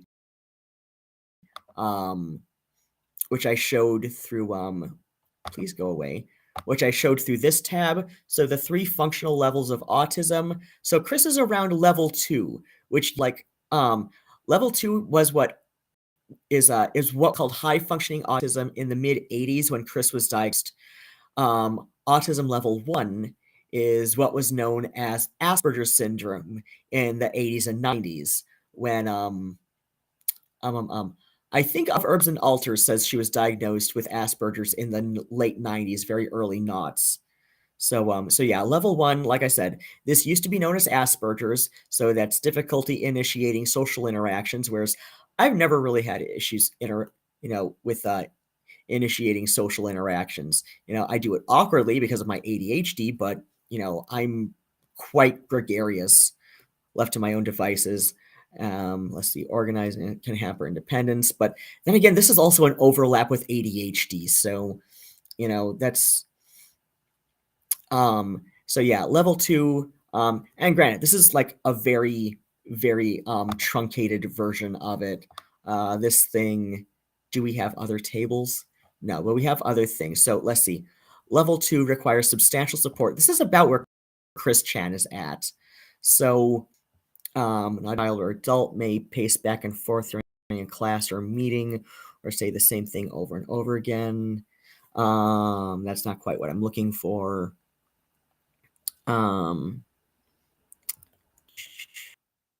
Patients of ASD levels. No, of course not. Of course, we're not going to have more stuff. But anyway, so yeah, like Chris understands quite a bit, but the way that Chris would say awkward stuff about gender in the past and even still is just like it's got to do with Chris having issues with communicating their own ideas about things, and like this is just more of a reflection of Chris and her general communication limitations, it seems, rather than Chris not knowing what being trans is or not understanding gender as a whole. And it's like, yeah, Chris there's a lot about gender that Chris clearly does not understand, and that's fair. That's fair to note that. But then again, you can say that a lot about a lot of neurotypical trans people, and I say neurotypical in a very, like, loose sense. There was an old stream which I think I've privated since, just because I didn't like, how it turned out in some ways. But if you were to ask me the question of why are trans people, I think the most logically consistent explanation for why trans people exist at all is its own form of neurodivergence. I mean, the that's really the only logically consistent explanation, at least with the current technology on the ideology behind it, right?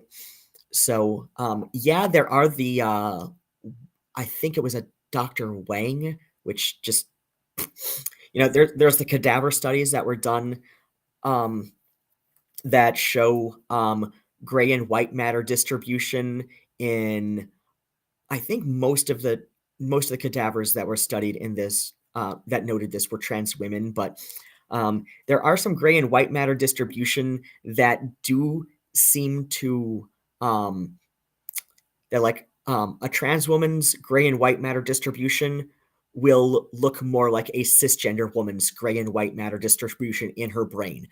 But unfortunately, this this kind of observation is only is only observable post-mortem. Like, you cannot observe this on a living brain. So, this does no good with diagnosing living people, right? So, yeah, I see mixed things about whether or not Chris got you know got her HRT prescription through through through an informed consent clinic, or through a traditional sort of um, gender specialist. Though I think it would make some sense, just considering Chris's history with not having the best relationship with therapists. I think an informed consent clinic, like a Planned Parenthood or something in the Charlottesville area, would make some sense. But at the same time, you figure, those kind of informed consent, gender affirmation kind of clinics do, they would put up, they if they thought there was any reason to question this person's ability to understand their own gender, you think they would put some safeguards up to prevent this sort of thing, right? So that's where I'm thinking, like, okay, if these clinics are set up to help trans people who have limited other options. They're not set up to just dispense HRT um, on demand. They really aren't. Like, I know what the whole, like, right wing propaganda mill wants to tell people, that oh no, this is just set up to, like, dispense hormones on demand. It's like, informed consent clinics are really not set up like that. Granted, they have a much they would have, since they're not necessary, the main thing that they're not following with the WPATH standards of care is the recommended time seeing a mental health professional, right? Like, that's the main thing that they're not sticking with, right? But they do tend to take. I've talked to people who've gone to the informed consent clinics, like at a Planned Parenthood or something, for hormones, and it does sound like, granted, they're taking the patient at their word for it, but it sounds like they are otherwise sticking to WPATH standards. Just like, it's done in a very it's it's done in like one or two sessions versus like spread out over a few months. So the WPATH standards of care,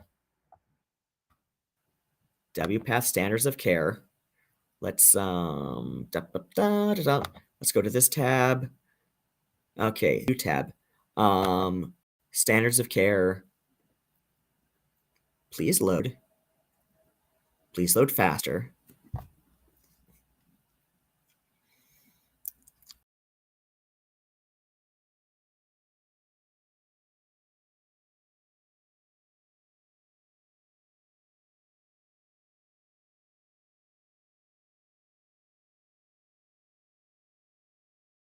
Thank you.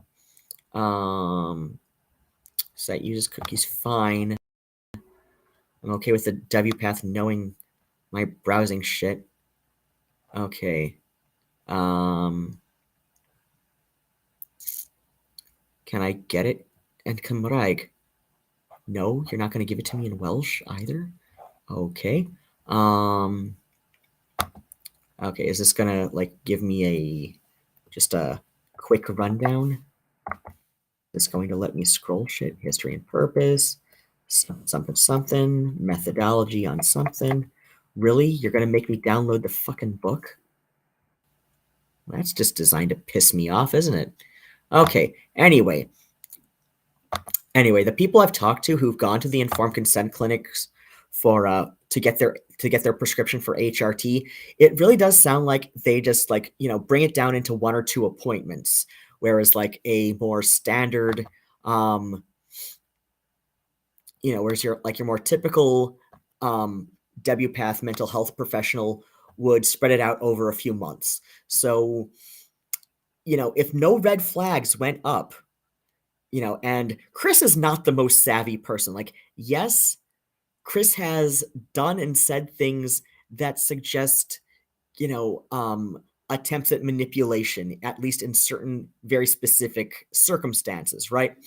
Like, ChrisChan is both smarter than a lot of people give her credit for, but also nowhere near as smart as she thinks she is, right? Like, you know, like that is probably the best way I could summarize ChrisChan is like, so anyway, like Chris has been anyway, like I was going, like Gibby and Rogue Internet Man, those are like 2 of my favorite ChrisChan YouTubers. Granted, like they've both expanded into doing, summaries of other people. Oh God, Rogue Internet Man does a beautiful video tribute to Wesley Willis. Like you can see that that Rogue is kind of like internet Howard Stern at this point, or at least YouTube's answer to Howard Stern, I guess, because he's you know, during Howard Stern's heyday in the 90s, like I was an avid listener of Howard Stern in the 90s and early noughts, often, getting ready for class or, or work or something. I would listen to Howard Stern in the mornings, and um Howard Stern is is one of those guys where like, yeah, I can see why his chud audience like turned on him when they realized that, no, Stern is actually like fairly progressive and liberal in a lot of ways. Um, and like I've heard the nickname Howard Cuck being bandied about periodically. I've definitely seen that on the Howard Stern Reddit subreddit, which I'm like, did you people not read Miss America, where he's like in his chapter about how he ran for mayor of New York as the Libertarian Party nominee, and the Libertarian Party, old guard were just like kind of embarrassed by him. And Stern later explains in the chapter that like, while that like this was a mistake on a number of levels, first and foremost being that he didn't quite understand what the Libertarian Party was all for when he aligned with them for the mayoral race of New York. And but when he got more into Libertarian Party literature, he decided that like, while he agrees with them on like a lot of free speech stuff, for the most part, I think he's refined his position since then. But yeah, like he's still kind of crass and bonerific. I get. Why did I say bonerific? I don't. That just sounds like a way to like describe Stern's, crass kind of humor. But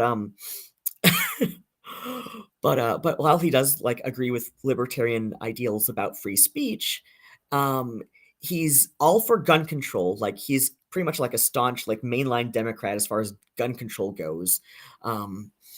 And he's like pretty much like a mainline Democrat on a lot of things, but like Green Party on a couple other things, and I know he went on a rant. I can't remember if it was in Miss America or another one of his things, because where he's going on about like how the about the Republican Party and taxes, and how Reagan taxed the rich like far more than any Republican candidates has proposed since. Yeah, this would have had to have been like a W. Bush era thing that he wrote or said. So yeah, like I said, Howard Stern is like, for the most part, a mainline Democrat. Like he's a progressive liberal in a lot of ways. Like I said, like he seems kind of Green Party on some things. I mean, yeah, he's like like staunch free speech. At least in the late 90s, he was pretty much mainline libertarian as far as free speech goes. But yeah, like his you have to have never paid close attention to Howard Stern to think that he was ever in line with the Chud audience who's since rejected him, which is I think is good. And I think like Rogue Internet Man has picked up on some of these finer points about Stern's personality and humor, because you can see that Stern, like Stern's whack pack, as he calls them, where he's described it as like a whack packer is somebody who doesn't realize why they're funny, which you can see how this paved the way for internet lolcow humor, right?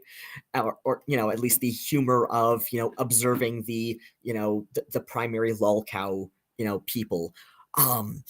Though I would say like people like Daniel Larson are kind of in what is now regarded as horror cow territory. Like Daniel Larson makes my skin crawl just like thinking about him. And honestly, like in comparison to Daniel Larson, ChrisChan seems oddly wholesome. like yeah, I know about the motherfucking, but like before the motherfucking, like ChrisChan was just like this internet weirdo. And honestly, like even since the motherfucking, like I'm not going to excuse it. I'm not going to excuse it, but like anyway, Gibby does a really good synopsis of yeah, that's why I brought this up, because of the motherfucking, and somebody was being stupid on Reddit, and I'm mostly on the same page as Gibby with this. But yeah, I got onto this because like no, ChrisChan knows what her gender is.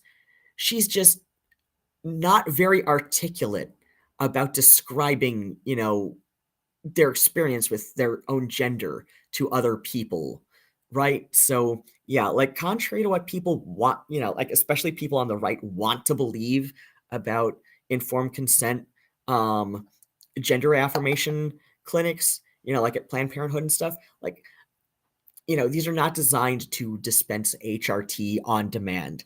They're designed to do a quick evaluation, generally take the patient at their word, because ultimately, being trans is self-diagnosed. It's just we got to go through, like a mental health professional in some way to confirm this and get the medical care that we need, right?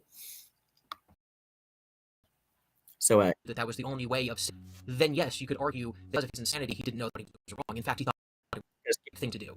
But that's not the case. That's not anybody to claim it.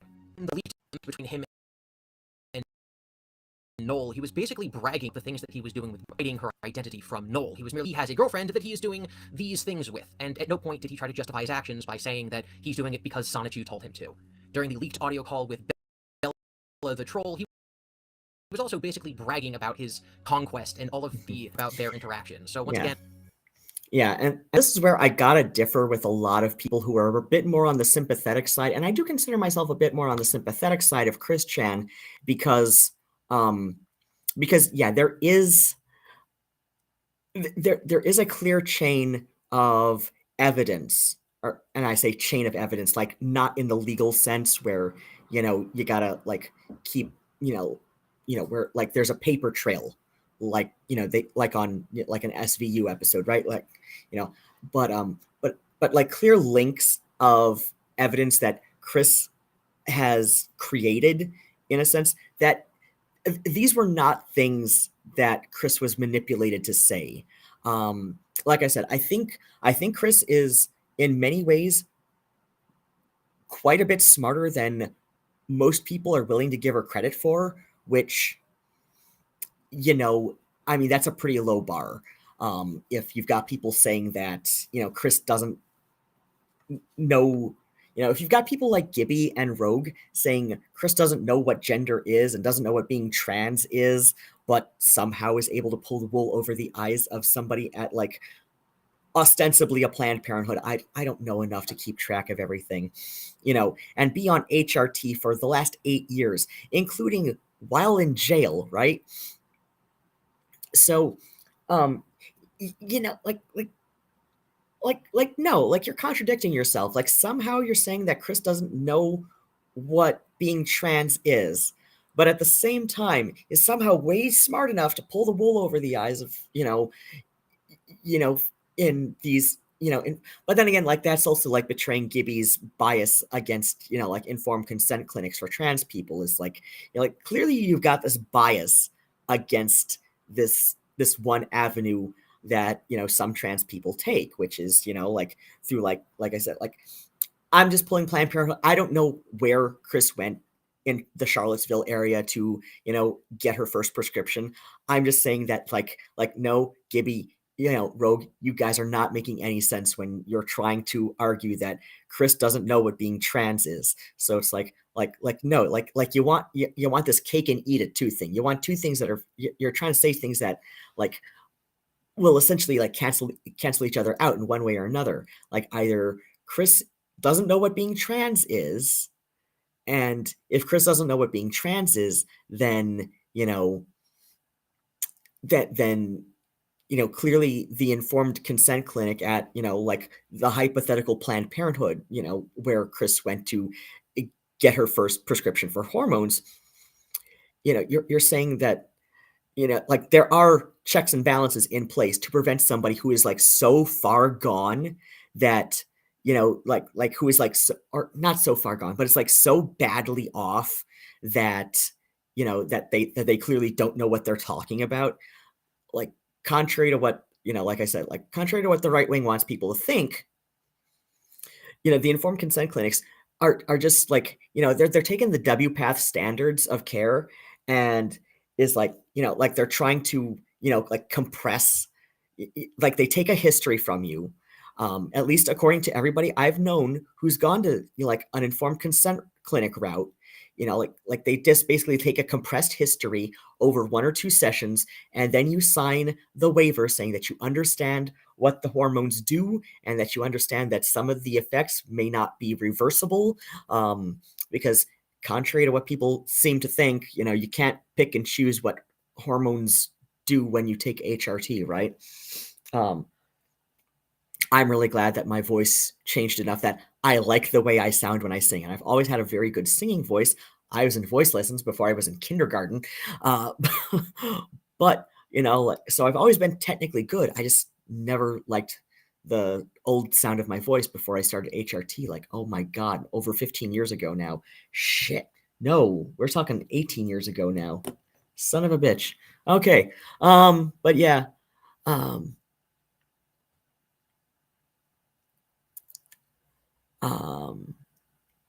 Oh yeah, Trash Panda's saying have to check that out.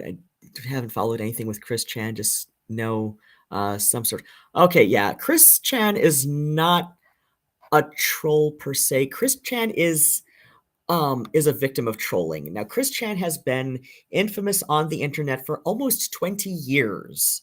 I want to say it was 2005, when the Something Awful forums first learned about ChrisChan because somebody local to the Charlottesville area was a regular poster on the Something Awful forums back in the day, like, oh god, yeah, like 19 years ago, and was posting some pictures from their early digital camera, and like found ChrisChan's website that was being promoted through little handmade like business cards and newsletters that Chris would print out at home and all of that. So and more as like a get a load of this guy kind of thing. And this was like long pre-transition.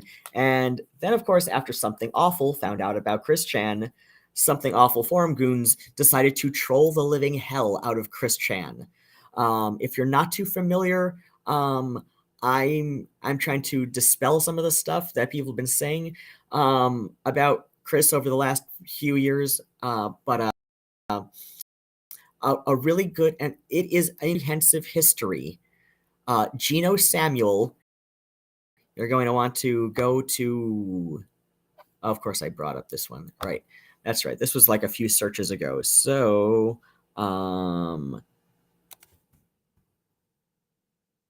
ChrisChan, Gino Samuel. You're going to want to search ChrisChan, Gino Samuel, and you're going to, wait, what? Oh, please don't tell me I accidentally tapped that. I hate the goddamn touchpad on this mouse, or touchpad on this laptop. So you're going to go to Gino Samuel 2.1, and then you're going to playlists, and you are going to, of course, this is giving me some bullshit here. Is it going to go it this way? Okay, there we go. View full podcast list. And yeah, it's going to start with part 1.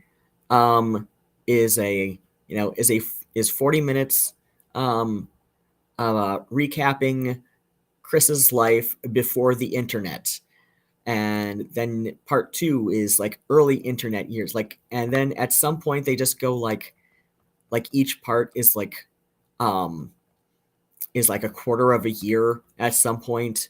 So yeah, like we are up to part 2, and I don't know why the hell Gino put his Laika the dog documentary at the end of at the end of this playlist, but there it is. But like I said, like we've got like 82 parts. Actually, it's 83. I noticed that one part is repeated in here, and he never corrected that. And people thought that, and people on Reddit seem to think that it's the April Fool's Day one with the good ending at the end, but it's like, but I'm like, no, it is complete. You are way, like this is like way earlier than that one, because I remember when that one happened. That was in 2022, and that was beautiful and wonderful, and I loved it, and it was hilarious, and it was, but yeah, like Gino privated that one,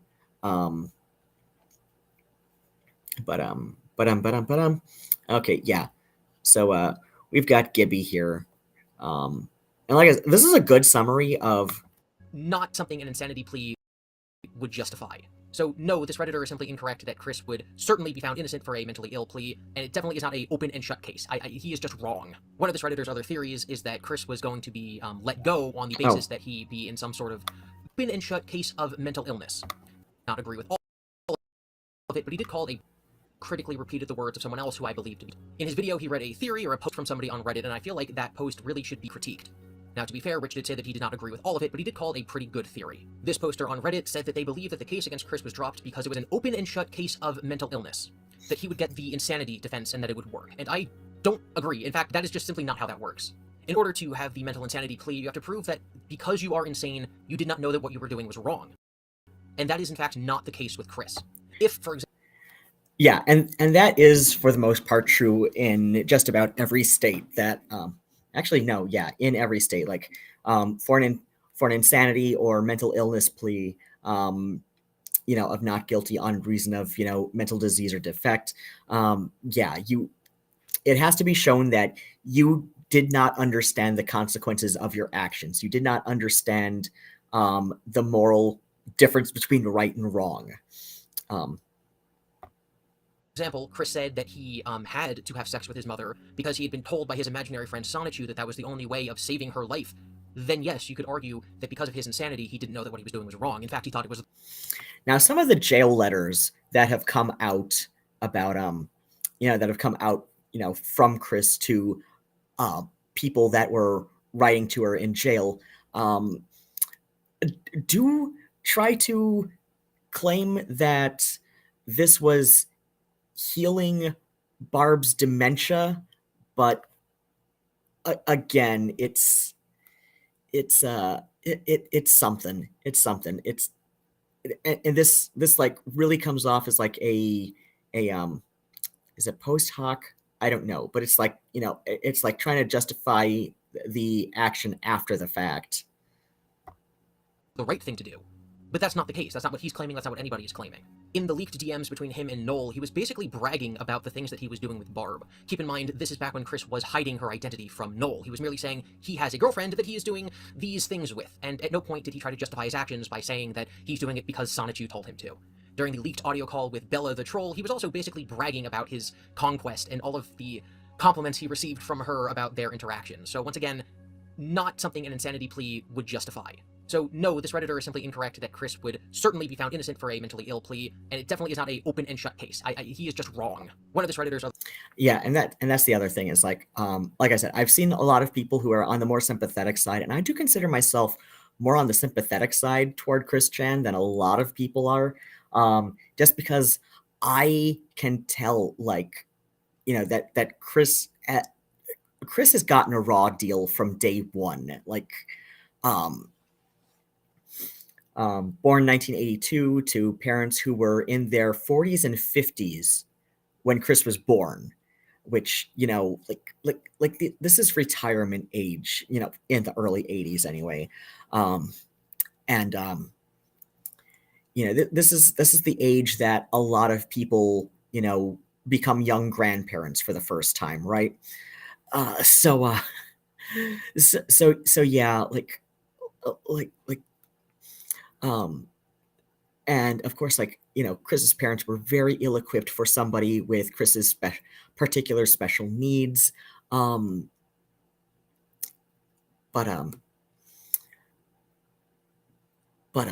yeah, there's no, Joshua Moon, Null, N-U-L-L, Joshua Moon, did not manipulate this, tale of a girlfriend out of Chris. Now, Null is not a completely innocent, bystander to ChrisChan either. Moon has manipulated some actions and words out of Chris in the past, which is, it's its own thing. But this did not seem to be a situation. In fact, before the motherfucking, Moon had kind of become this, again, Moon has his own, had his own, anyway, at least had his own ulterior motives for having Chris under his thumb. And it was financial, from ad revenue and whatnot. I don't completely understand the ins and outs, but yeah, Null had a financial incentive to to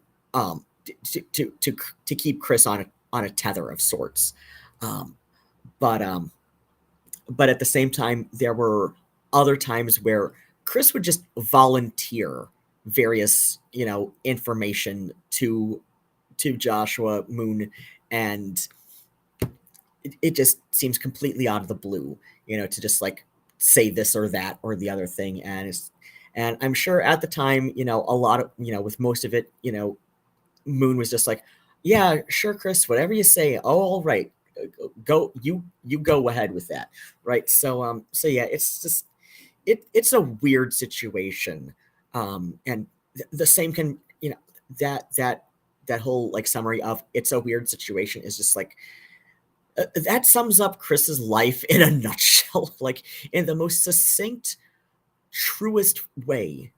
You can say that Chris's entire life has been a weird situation. It's just, that's just how it is with some people. Chris being one of them. Other theories is that Chris was going to be let go on the basis that he be in some sort of care, that he's institutionalized, and so it was some sort of like plea that he would just not be found guilty as long as institutionalized. And we know that that's not true because we know that he's not institutionalized. He is completely free. He has complete freedom of movement. Now, I'm not saying, because we don't know for sure, maybe once a month someone comes and visits him from the state to make sure that he's okay. But he's not under house arrest. He is not institutionalized. So to claim that maybe he was not charged because the alternative would be that he would be given help anyway is false, because he's not being given help anyway. One of the other things this Redditor said, and honestly, this is one of the things that makes me kind of discount all of their potential insight, is that one of the reasons that the charge may have been dropped is to save the jury from trauma and possible online harassment. And that's kind of ridiculous, because nothing that's ever happened in ChrisChan's life is more traumatic than something a jury would hear in a murder case. The worst thing that Chris potentially did was rape somebody. And juries are juries on rape cases all the time. There is no reason to assume that this would be any more traumatic than any other case that has ever been tried by a jury. There have also been court cases about, celebrities and politicians, and certain in those cases would be more open to harassment than the jurors in the ChrisChan case. So no, I think that's very silly. Right. My camera decided to start recording at 10 frames per second, so if I cut back to my face cam, I'm sorry about the frame rate. I am not a lawyer, I have no insight into any of this. Obviously, I do not even live in the state of Virginia, so I have no idea, just complete guess. This is my educated guess as somebody who follows ChrisChan, is that I think it's significantly more likely that the reason the charges were dropped is because they knew that the prosecution was only sort of going for Chris serving an amount of time that would already have been served by the time he's in jail. Basically, let's say he was found guilty, and he had to serve 2 years in prison, but he had already served 2 years in jail.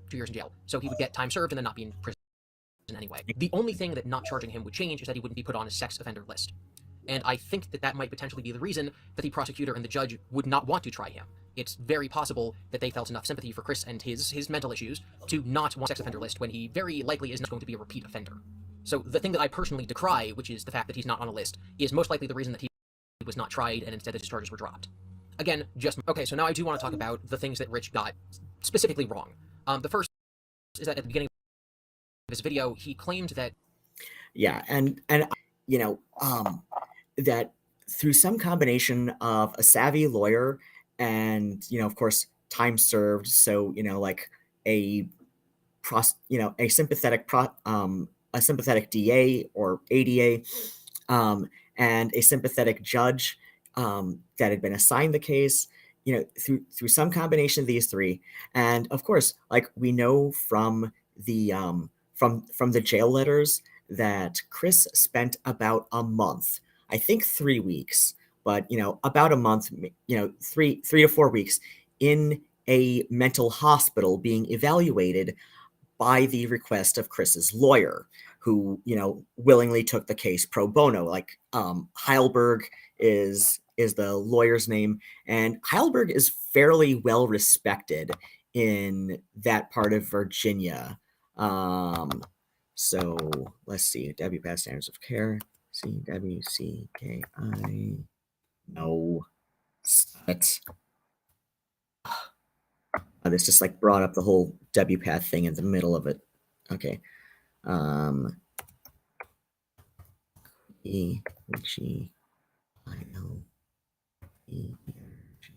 It's Berg. Okay, yeah, David Heilberg. Share this tab instead. Okay.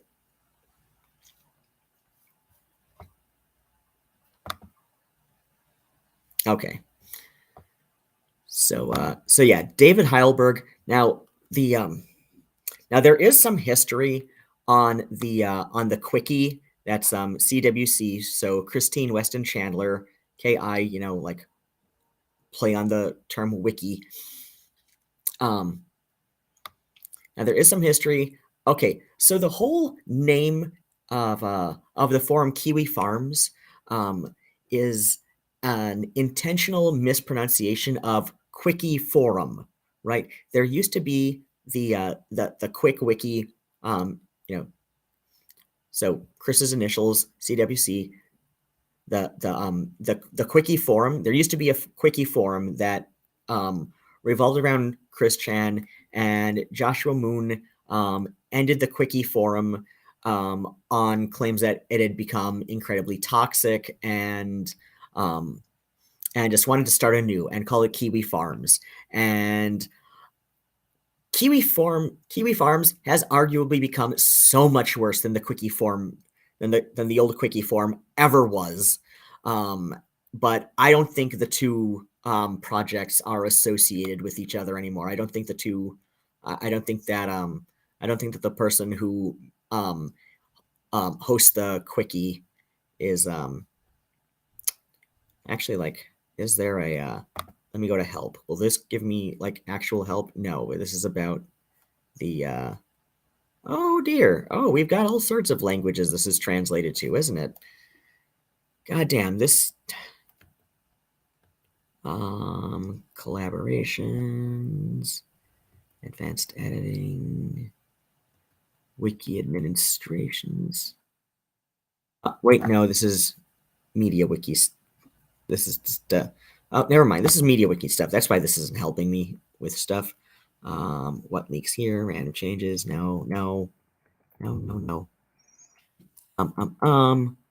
About Quickie. Let's go to this. Okay, you can contact the owner here, sonichu.quickie@gmail. Okay, now that's not telling me who this is. View source. Wait, no. View source will bring me nothing. That's source code. Oh, son of a crap. Okay, well, whatever. Anyway, I'm pretty sure it's not Joshua Moon anymore. So yeah, I think Keffals went over this, that like, on her stream earlier today, that yeah, the Quickie is like not run by the best people, but like noticeably better than Joshua Moon, who's just like a piece of shit on a number of levels. But so yeah, David Leonard Heilberg is Chris's defense lawyer for the incest charge. The Quickie rampantly misgenders Chris, which Heilberg was also the attorney for the DC sniper John Allen Muhammad, who was executed in 2009. Okay, so that's a bit older than this. Okay. Heilberg was assigned due to Chris being too poor to hire a lawyer, causing the court to grant him one. And unfortunately, Heilberg didn't know what he was getting into by agreeing to be his lawyer. Despite this, Heilberg spent the next year and a half on this case, eventually ending with Chris's charges being dismissed. So,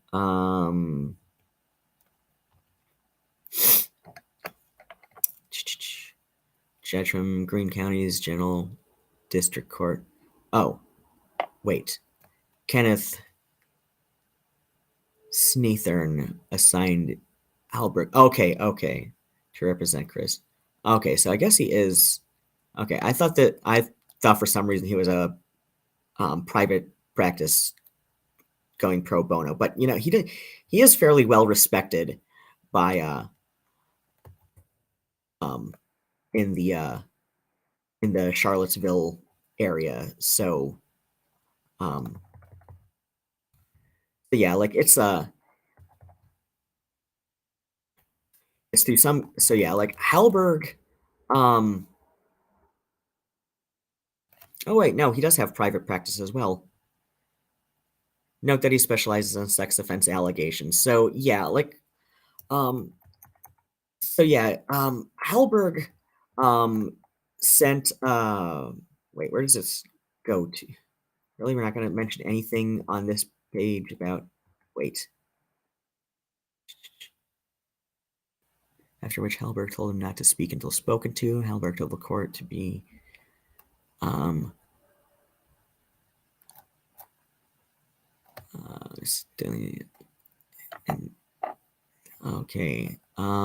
News interviews. That's not telling me anything. Oh, wait, we've got Newsweek. Oh, lovely. Okay, so mentioned by Chris. That's not something I need to know. Jail hoax. That's okay. Will this jail saga? Engelhart, Chandler, Helena, Eels, and the Eggman. Huh. Wait, Zombo? Oh, never mind. I know who that's talking about. I'm, damn, oh, Western State Hospital. Okay, so, Chris was, briefly, like, relative to the jail stint, sent to, Western State Hospital for 3 to 4 weeks. So, let's see. In jail, okay. Chris was transferred from Central Virginia Regional Jail to the facility and was housed from. Oh, oh wait, no, that looks like. Oh wait, no, to May. Okay, and was housed from the 28th of February 2022 until the 3rd of May 2022. So, March, April. Oh wow. First week of May. Okay, so 9 weeks. Oh, 64 days. Yep. Little under 9 weeks, 8.5 weeks, while awaiting legal proceedings for incest, and was housed in the long-term unit known as 1 Hickory. Okay, so this is on the hospital. Chris was apparently not permitted to send letters during her stay. Upon her return to Central Virginia Regional Jail, she began writing letters to orbiters mentioning the ordeal. So yeah, Halberg requested that ChrisChan be sent to the go to the booby hatch for a good 64 days, and oh yeah, a deep rabbit hole to go through. Oh yeah, that I've only like hit the tip of the iceberg. So yeah, like I said, so yeah, all the things that Chris admitted to seems to be admitted to freely, and this was like before going to jail. So like where people are sympathetic and think that maybe Chris was manipulated into saying some of these things. It's like um like Chris has been manipulated into doing and saying a lot of weird shit, but this does not seem to be one of those things. And if this was an open and shut case of oh, it never happened, it never happened because there's no evidence and all that, well, they don't keep people in jail for nearly 2 years on zero evidence. So yeah, like Heilberg and the prosecuting attorney clearly thought that there was substantial evidence that yes, it did happen, but we've got like a perp who is so deep in her own mental illness. I don't think there's sufficient evidence that that ChrisChan is bipolar schizoaffective, but instead has a delusional disorder, and so or not, or like a delusional disorder NOS, so like not otherwise specified. um but um but yeah, like Chris seems to like have some sort of like dissociative or delusional disorder that's not otherwise specified. And it's just been like so deep into that she can't really aid in her own defense. And Barbara Chandler, Chris's mother, has dementia. Gibby thinks otherwise, or thinks that it may be played up for the camera, but it's like, if you've been around just enough people with certain kinds of dementia, you know how difficult it is to fake that. No. Barbara Chandler would have to be like the greatest method actress the world has seen for this to be in any way fabricated or played up for effect, right? So yeah, like Barb has dementia. In fact, like Chris details um details like going to class to in one of the more recent, I want to say it's it's it's it's in part 80, 81, or 82. Probably 80 or 81 because I don't remember it from the most recent one, but it's probably 80 or 81, maybe as far back as 79 in the Geno Samuel documentary. Is Chris does go into detail very briefly in one of the clips shown in the documentary that that Barb does have a diagnosis of dementia, but dementia and Chris's synopsis, in the details of this, is an umbrella term for a number of conditions that that cause it. In fact, like most forms of dementia, it's difficult to say what the underlying cause is until post-mortem because of the way that because of the different ways that the brain can be affected. In fact, Estelle Getty, who played Sophia Petrillo on The Golden Girls, she had Lewy body dementia, and I don't remember how that's distinct from Alzheimer's, but she was briefly diagnosed with Alzheimer's before she died, which um,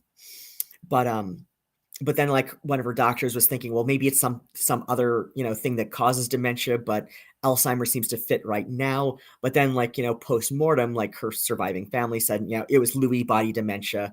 And so yeah, like that, it's like for certain kinds of dementia, you can't nail down the underlying condition that caused the dementia until post-mortem.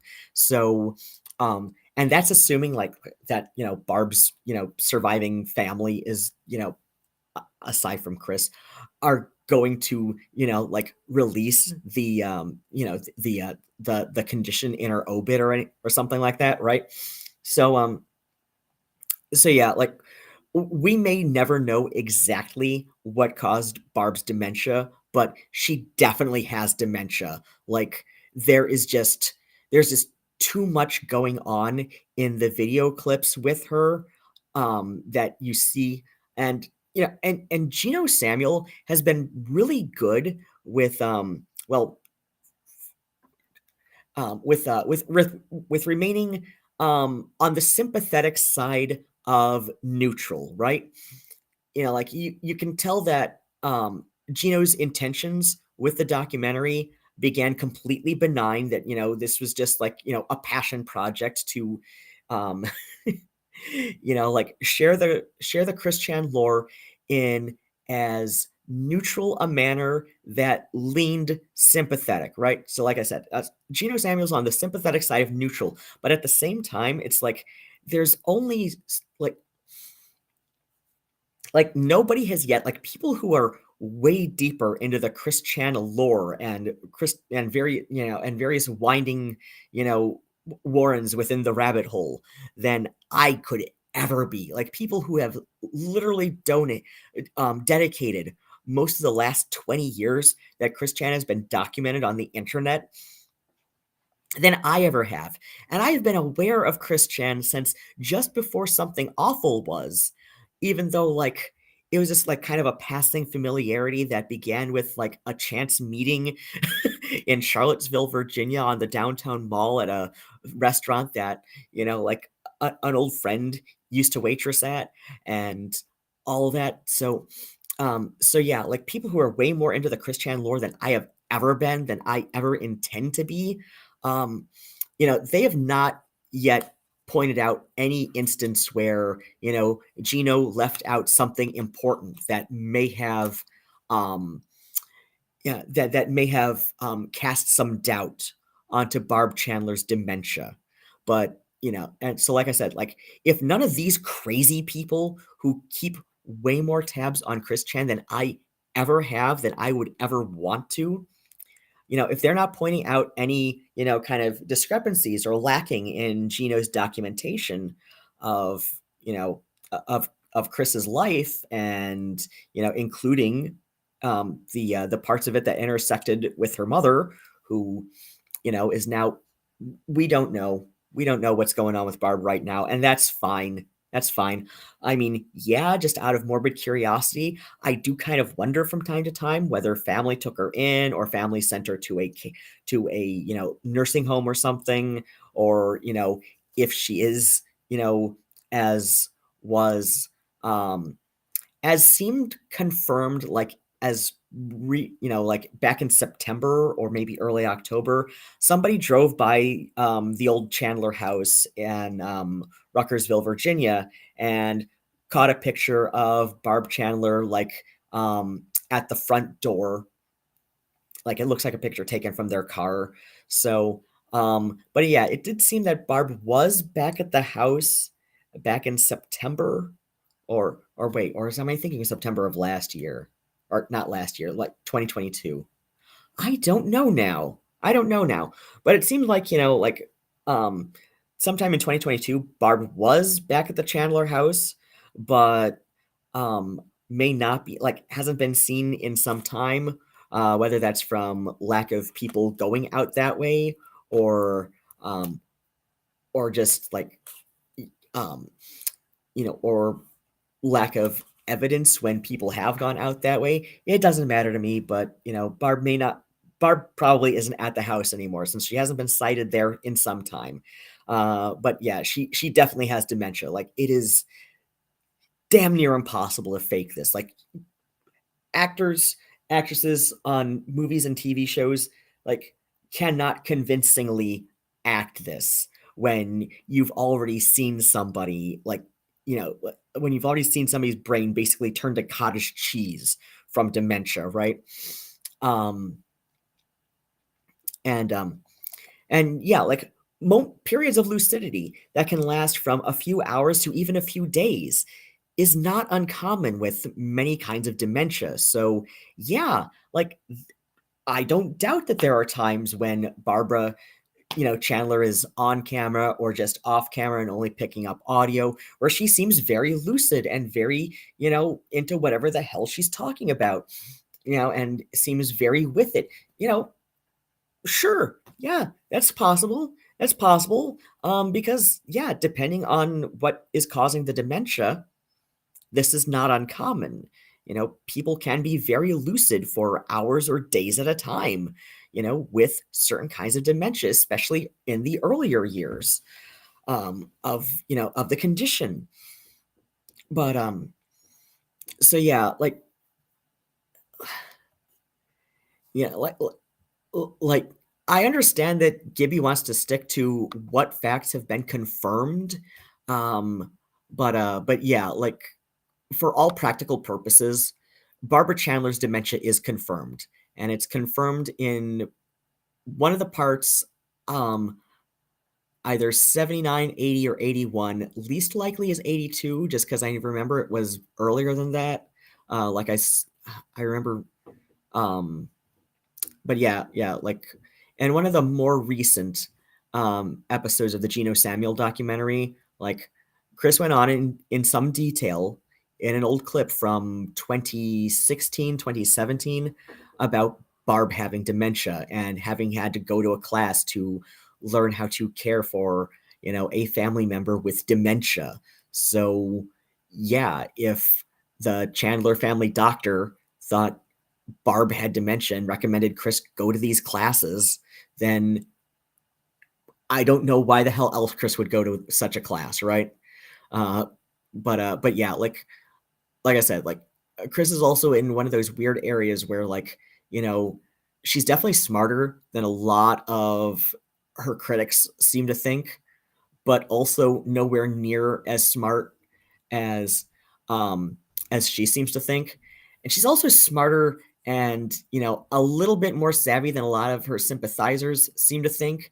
And I understand why people, want to downplay some aspects, to keep Chris sympathetic in their mind.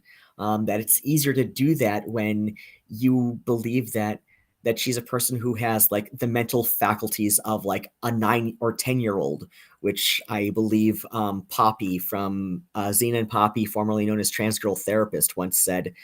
But no, like in some ways, Chris, like this is the way that like, Chris's level 2 autism, just kind of like plays out. Like, yes, in some ways, Chris is very naive and childlike, but in other ways, Chris is fairly competent, like maybe not on par with the average 41-year-old as she is now, but, probably closer to the average, like, 18 to 21-year-old, like mostly having a handle on, um, certain adult responsibilities, but maybe not having their priorities, straightened out, right?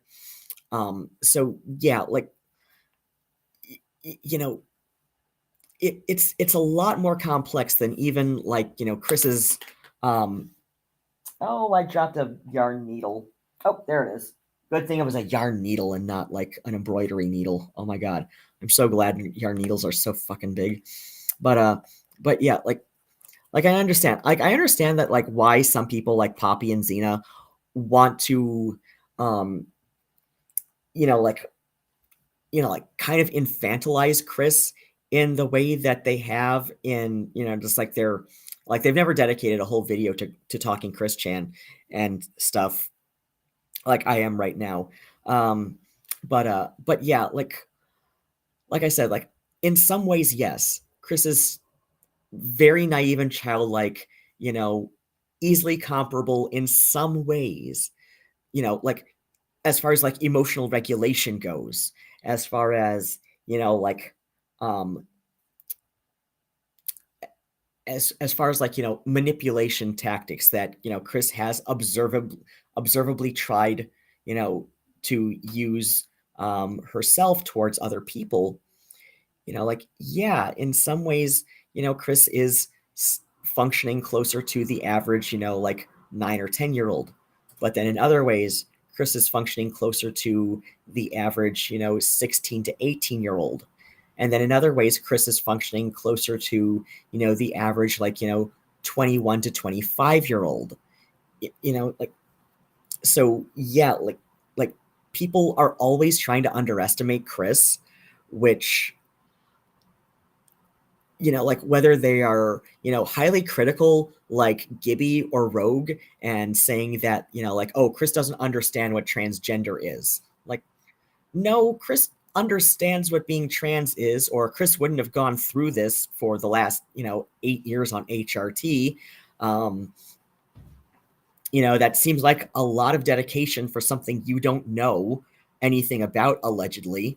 But then you've got more sympathetic people like Xena and Poppy and even Keffals earlier today, or I guess like, early yesterday afternoon, since this is now the AM hours in my time zone. But yeah, like earlier today, like even Keffals was saying that, like some stuff just sounded like, it was being manipulated out of Chris. And I understand wanting to get Chris's side of things. And I understand wanting to be sympathetic, but at the same time, it's like, I don't know. I think there's a lot of context being missed by a lot of people. And like I said, I do consider myself more sympathetic, but I'm also a lot more realistic than a lot of other, sympathetic people are. And it's like, yeah, I think Chris, like the charges have been dropped. So for the most part, I think Chris has just kind of deserved to live a quieter life. But at the same time, Chris has also always craved some sort of attention and notoriety. And so, like, Chris was never going to have a quiet life. Now, Chris can have a quieter life. Chris can, you know, um, Chris can learn to live with her infamy in a way that no longer hurts her. Chris can learn to manage her reactions to the infamy she's gained, especially since the motherfucking. but yeah, like Chris has always wanted some sense of notoriety, of popularity, of of being known. So yeah, like I don't think Chris was ever going to have a quieter life. Was ever going to have a quiet life that especially since something awful found out about her in 2005. But yeah, like I think Chris does deserve to live a quieter life where, she's learned to adjust and, to her infamy and learn how to manage her emotional reactions to her empathy in a more constructive manner. Chris was manipulated into doing what he did to Barb by a troll, and he does get the troll's name right, Isabella Janke. A troll, needless to say, Isabella Janke, I believe is her name. This is the who is horrible. the She other manipulated person. Chris into doing something Review to his mom Tech that I can't USA. mention. I have stated this many times, but it is untrue. It is completely false that Chris was manipulated, convinced, coerced, or tricked into sleeping with Barb by a troll. That did not happen. Rich even seems to know this on some level. I just don't think he really puts two and two together. He talks at one point about how Chris had written an email to Megan saying that he drew a picture of the two of them engaging in intercourse because he felt like if he didn't, then he would have to do it in person, which means that Rich believes that Chris is capable of doing that sort of thing, meaning it would not really take the manipulation of a troll to get him to do that sort of thing. The majority of his video is also about how Chris looks guilty. Okay, now the whole with the Megan Schroeder thing. Now a lot of people say that, oh, this is like Megan Schroeder confronted Chris about the drawing. If you go to the quickie, if you go to the quickie, I am not going to scroll through it, but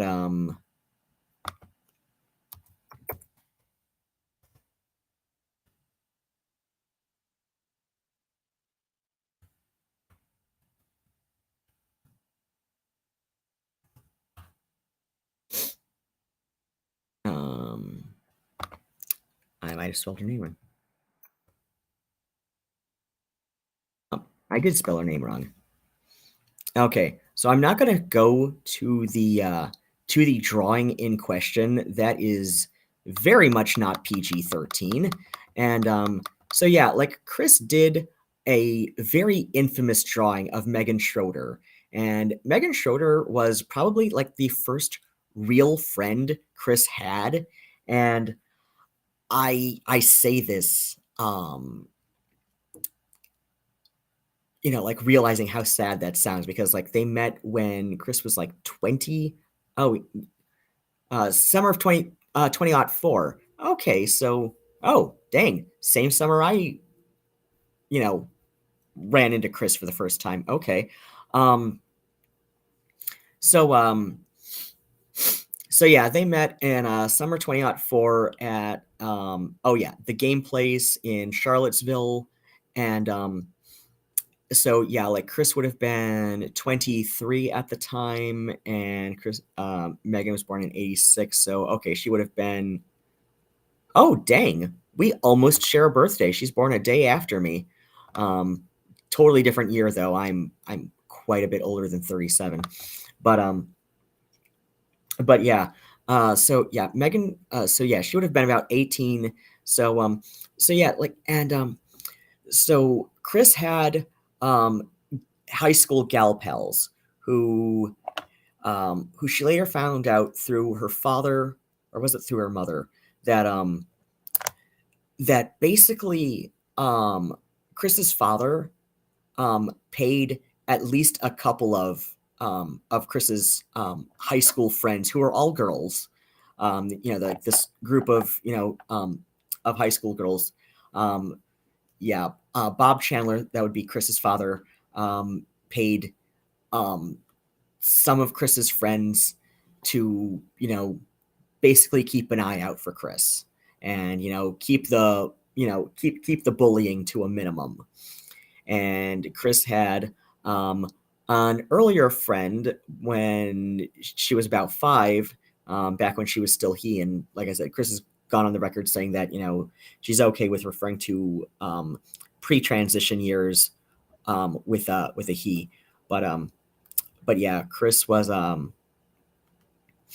Chris had a friend named Sarah Hammer when he was about 4 or 5, who lived in the neighborhood with the Chandlers, and was kind of like a low-key bully, which is it's just kind of sad when you think about it, that it took until Chris was like 23 to make no 22. Chris was born in 82, so yeah, Chris was 22, Megan was 18, so it took until Chris was like 22 to have their first real friend. And Chris kind of blew it with Megan as a friend, which oh no, we didn't see that. Yeah, it's a thoroughly disgusting photo, and Chris's so like I don't want to get into how this got on the internet, but it got on the internet because Chris didn't think things through, long story short. And then when Megan found out that Chris had not just put it on the internet, but drew this picture in the first place, Chris's reaction was to tell Megan, well, I'm so frustrated that, if I, it's a good thing that I drew the picture, or I could have become abusive, to paraphrase. And a lot of people look at this as evidence that Chris is a potential predator, or, could have easily become a predator, or something, or, really wanted to be a predator. But, if you ask me, this is just Chris not thinking things through, even though this was said in an email where, then he had a whole lot of time, to think things through before hitting send. But oh well, that's just kind of how Chris's brain works, a little bit on the impulsive side with not thinking things through before doing it. I think one of Chris's diagnoses is also ADHD, which I can see that, but it's whereas like I've I don't know, I see a lot of differences between like the way my ADHD functions and how Chris's purported ADHD functions, whereas I also see a lot of overlap. I mean, somebody had an infographic on the Catboy Ranch Discord, but I think it's in one of the members only sections, and I'm gonna be polite about it, even though yeah, it probably got out. A lot of stuff on there gets out, but oh dear. Okay, I should go to bed soon and wrap this up. I've been going on nearly 3 hours, but I wanted to get to the rest of the Gibby video as part of the loose outline I started tonight with for this was like I said, oh right, yeah. So a lot of people like to point to the Megan Schroeder picture. The it's called "She Came for Quick," or at least that's the final title of it anyway, that Chris gave it. And so, like I said, like people like to point to this picture, and more specifically, Chris's justification to Megan. And I'm just like, I think this says a lot more. I don't think this says necessarily that Chris has the potential to become a predator.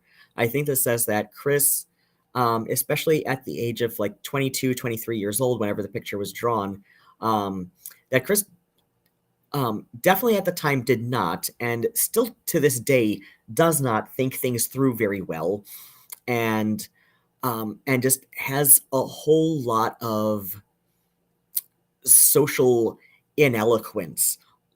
Like Chris does not understand basic social conventions, and so will say things that seem like a good idea for a moment and might seem like something completely innocuous to say to somebody, at least in Chris's mind, it seems completely, benign to say something like, oh, well, it's good that I had the foresight to draw the picture, or I could have become an abusive monster, to paraphrase. Whereas, like, I think that's just Chris being kind of dumb in social interactions.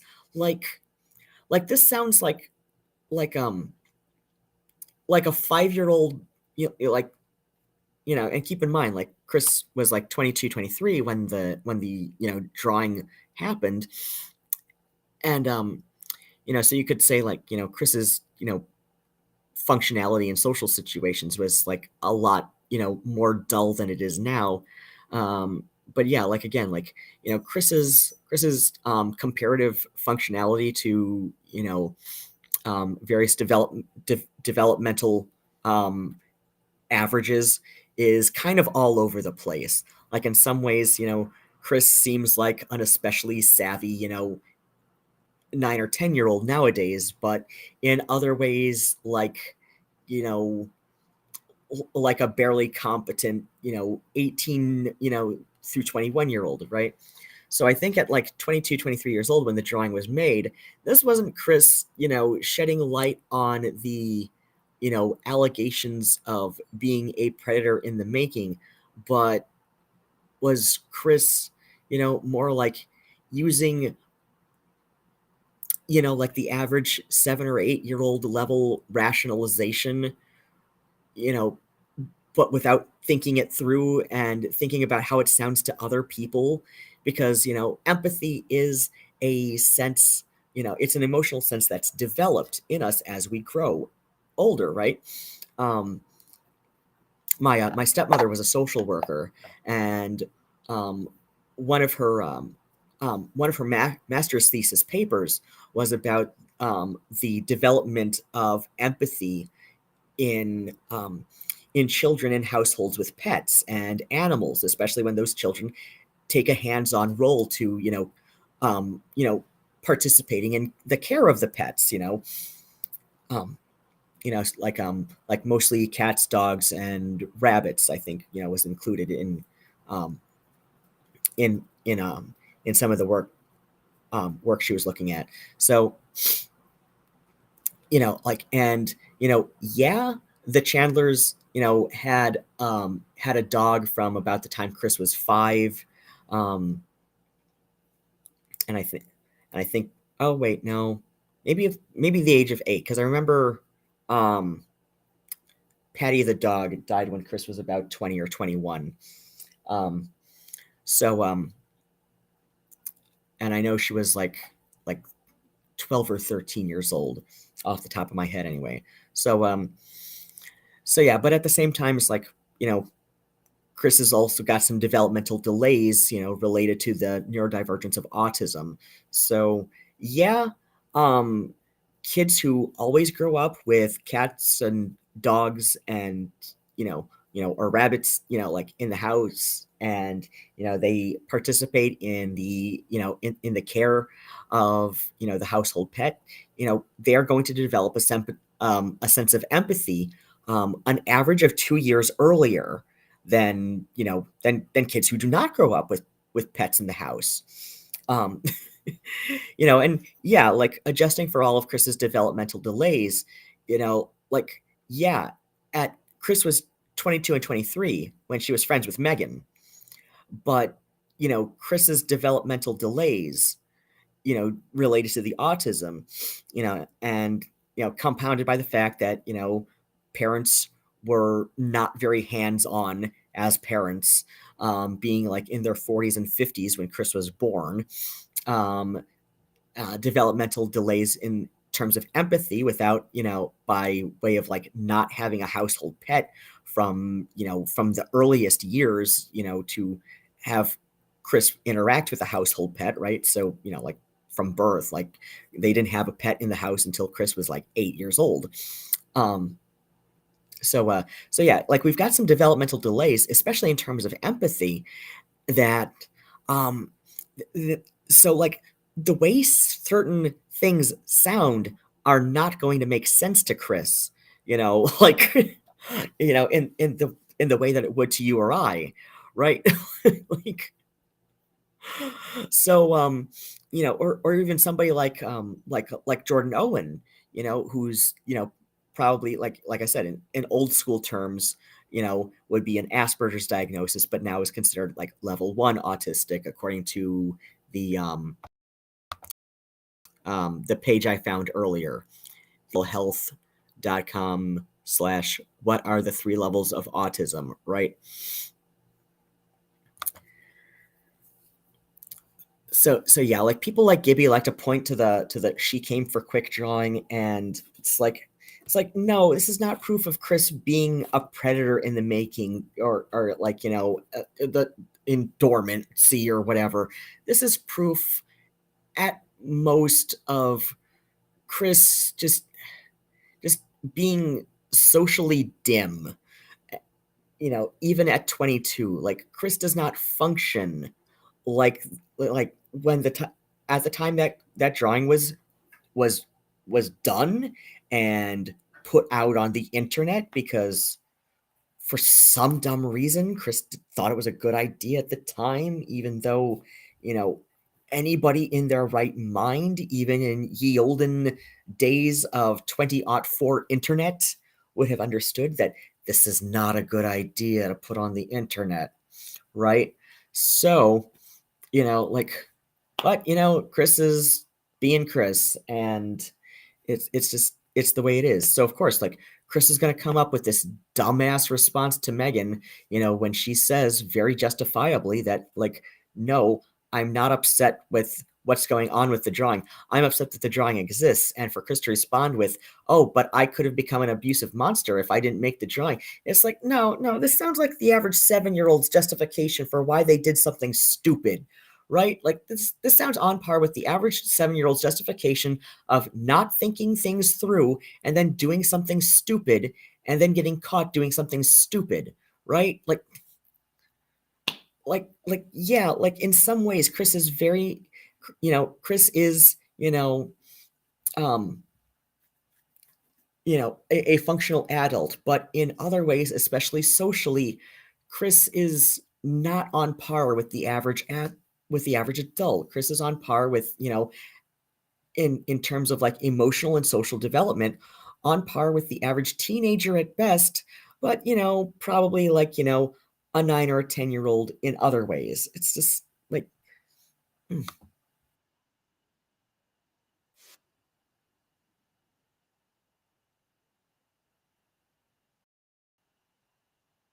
and I agree with Gibby here on this. Right.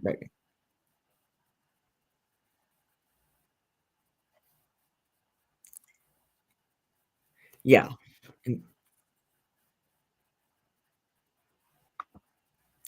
Yeah, and that's another thing that I agree with Gibby on, is that, if you want to say that Chris was manipulated or tricked into doing it, or even saying that she did it, the motherfucking, then why would Chris look guilty? And like, a lot of people have agreed that, there's this one clip in particular where Chris does seem very guilty about, does seem to, be kind of ashamed about what happened.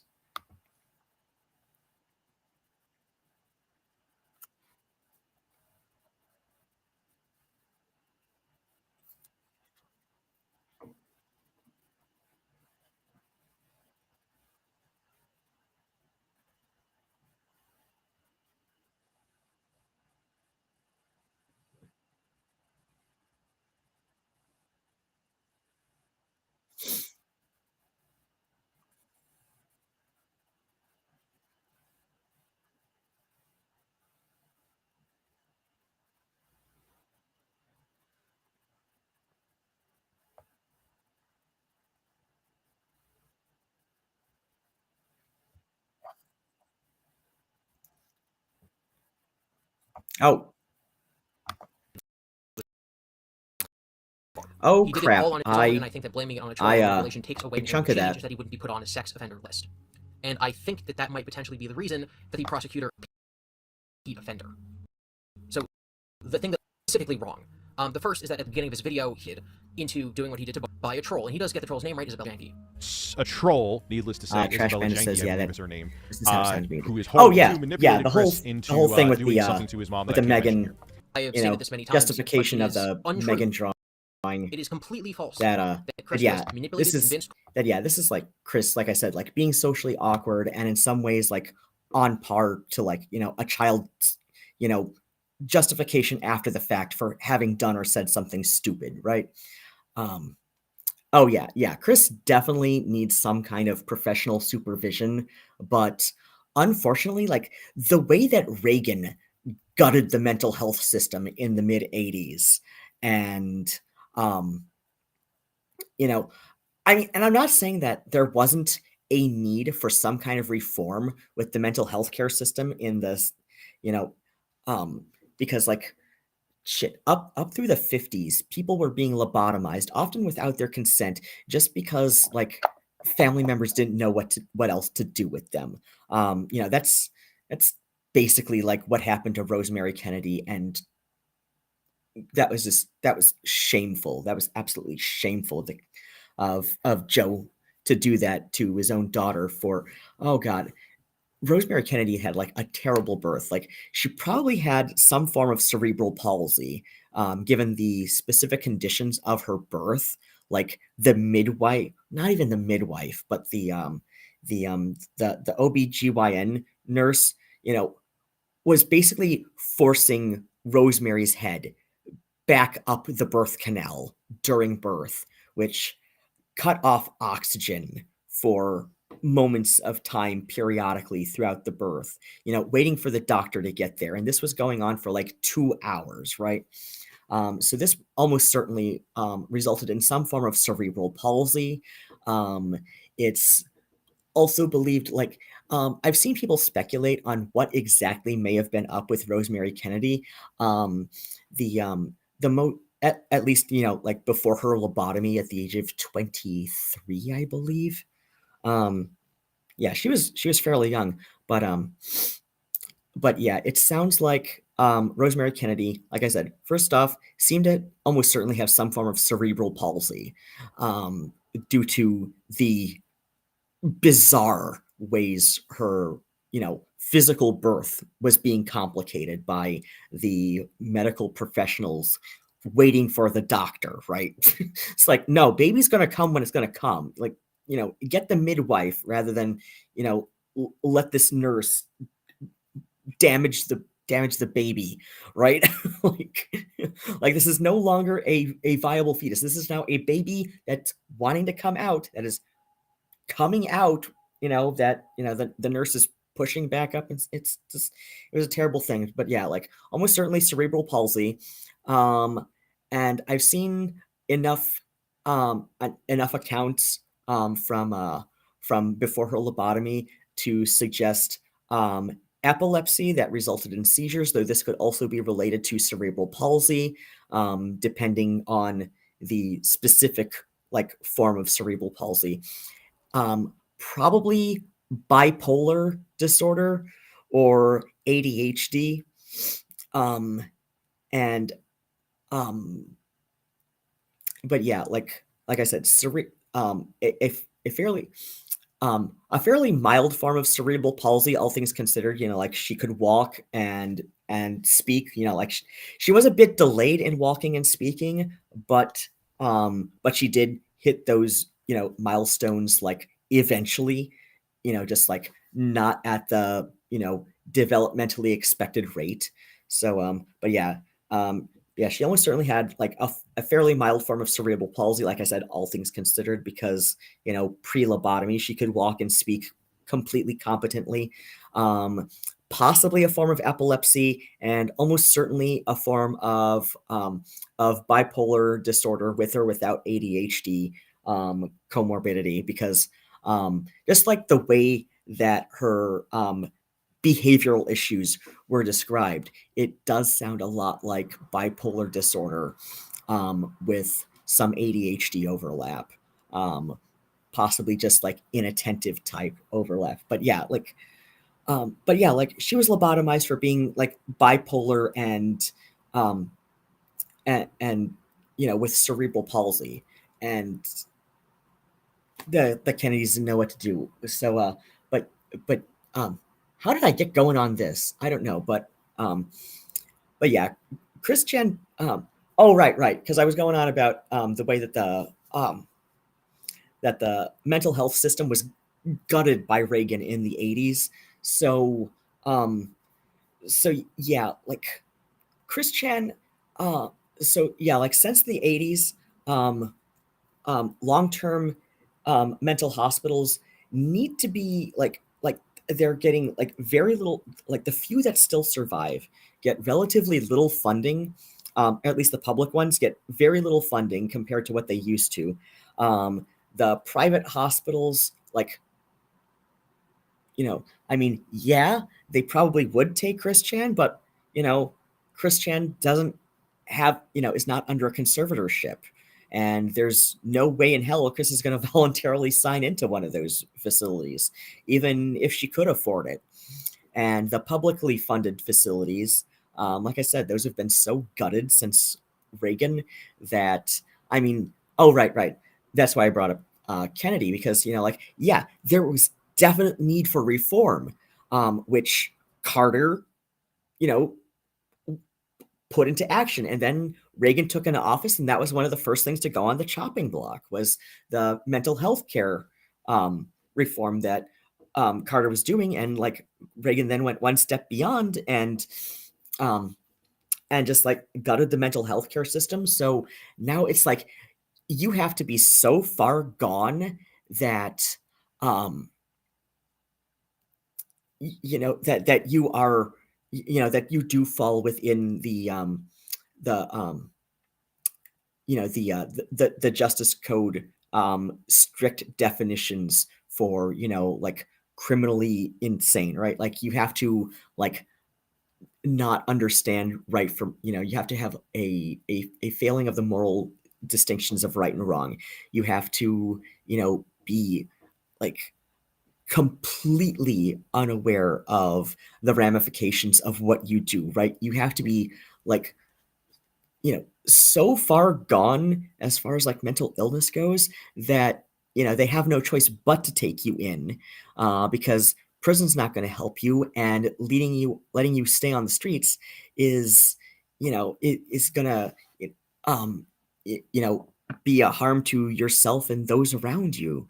So yeah, like unfortunately, like the best we can hope for Chris at this point is that, some kind of social worker checks in on Chris, like periodically to make sure that she's okay and doing well. But yeah, like I said, like in some ways, Chris is a lot smarter than even those who are sympathetic.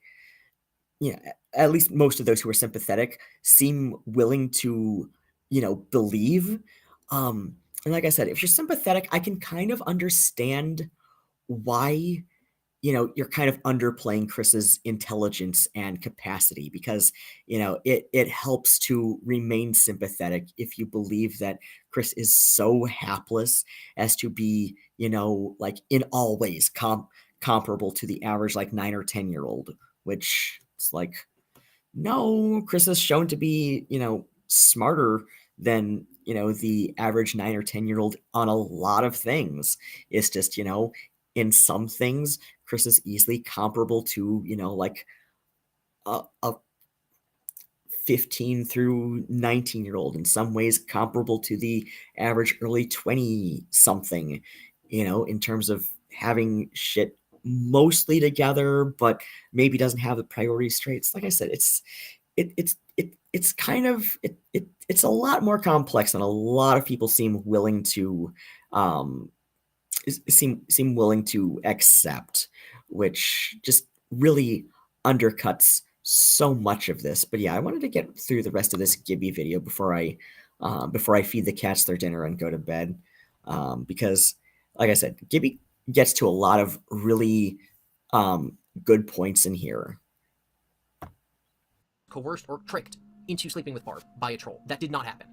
Rich even seems to know this on some level. I just don't think he really puts two and two together. He talks at one point about how Chris had written an email to Megan saying that he drew a picture of the two of them engaging in intercourse. Okay, yeah, here's where I brought up the Megan picture that I made, that I went on it at some length about.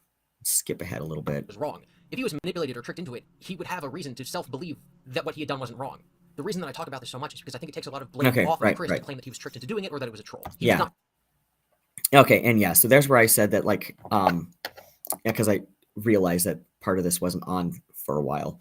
So yeah, like, if Chris is looking guilty or ashamed, then yeah, which, you know, like, just about everybody who's seen that particular clip from the stream a couple months ago has kind of agreed that, yeah, Chris does look kind of, you know, like feeling guilty or ashamed of what she did.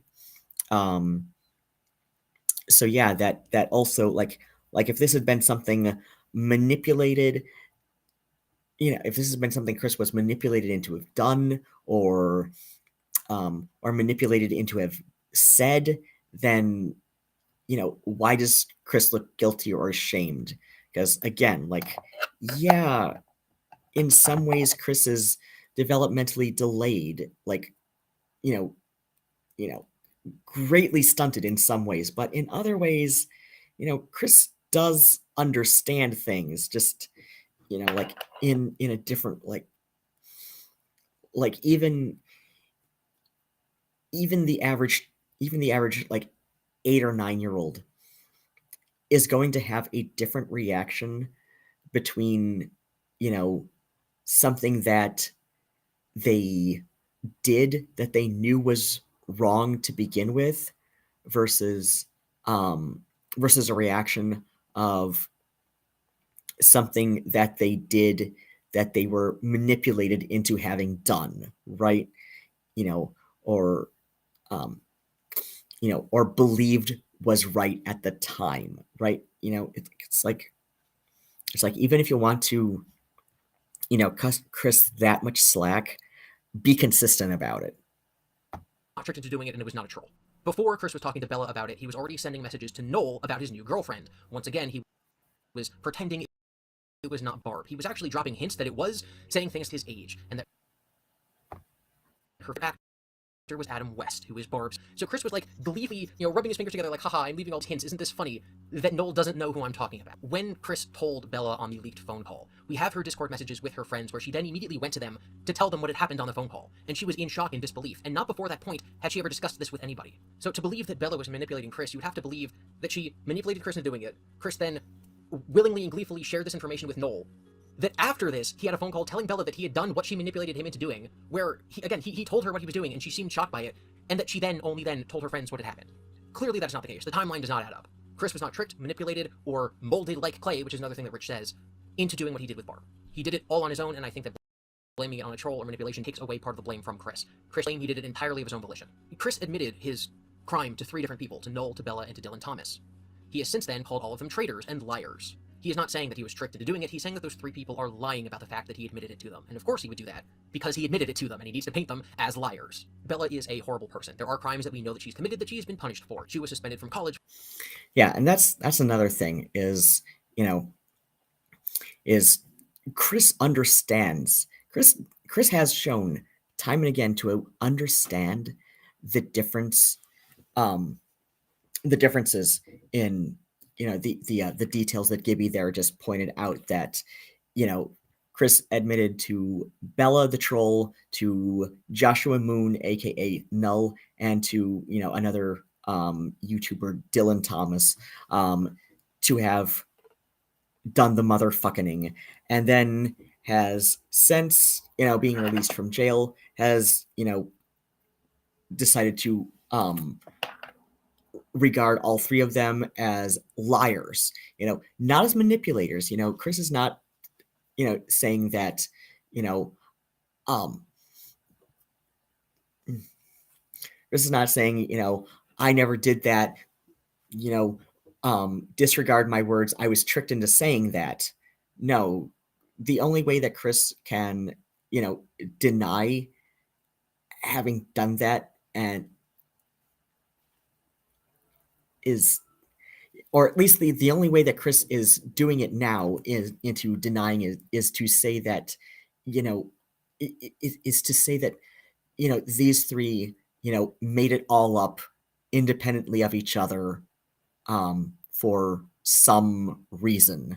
But but yeah, like as Gibby says, it doesn't add up. And even though like I said, like Gibby's a little less sympathetic toward Chris than at least I don't think he seems as sympathetic toward Chris as I am, but he's been very consistent in in sticking to the facts and what's been established.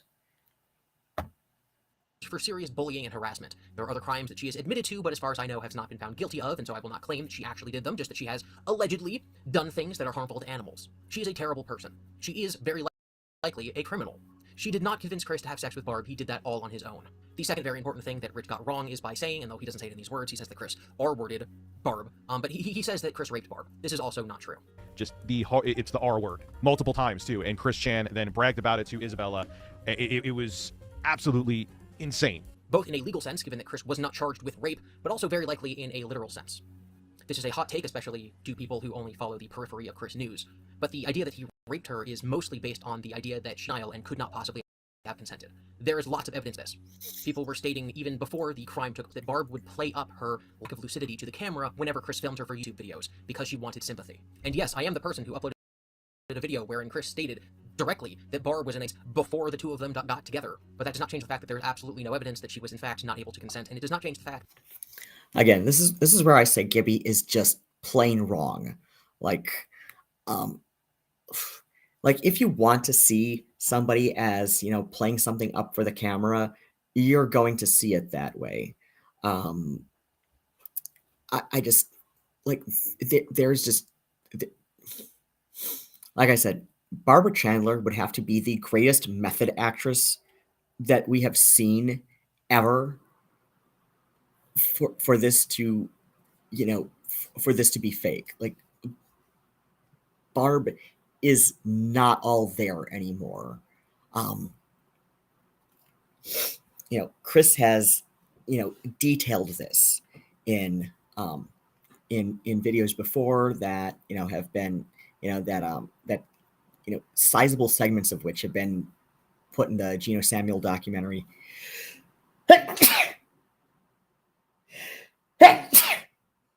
Excuse me. And so yeah, like Gibby is just plain wrong here. There are, like I said, there are forms of dementia where it is not uncommon to have hours or even days at a time with some pretty strong lucidity. That we have Chris is hiring and doing very concerning things. After Bob, her husband, died, she would force Chris to sleep in bed next to her. She would make him forced to sleep in bed. Now this is another thing. After Bob, her husband, died, she would. And this is another thing that I think. The fact that we have Chris's entire lifetime of her saying and doing. The fact that we have Chris's entire lifetime of her saying and doing very concerning things. After Bob, her husband, died, she would force Chris to sleep in bed next to her. She would make him cuddle with her. Their house got on fire and they stayed in a hotel or a motel for quite a period of time. Yeah, this is another thing. Is like after the house fire of 2014, I believe, Chris went into some detail in, I think, an email to somebody saying about how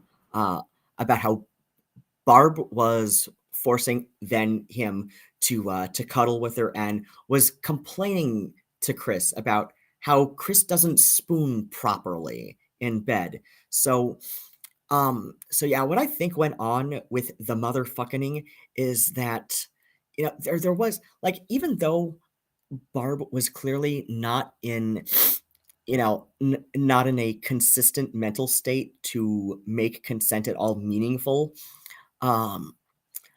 I do think that those two had a very strange relationship dynamic that has been observed consistently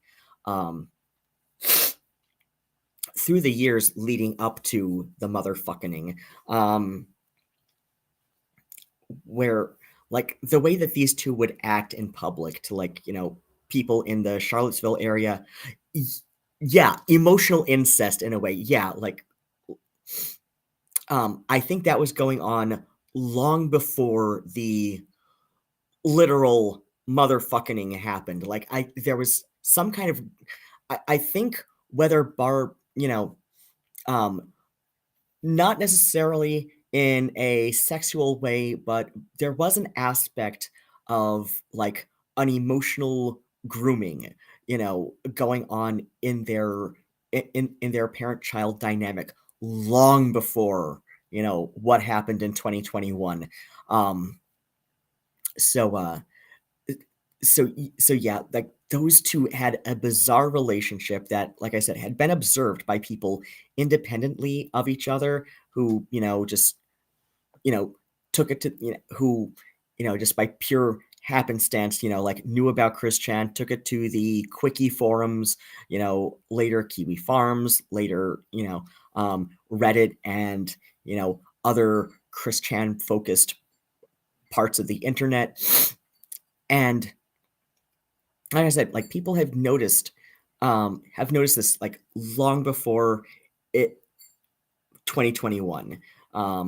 These two have had a weird relationship, and like Trash Panda just now suggested, like like an emotional incest, like that Barb seemed to be putting onto Chris, like forcing Chris into, like long before what happened in 2021.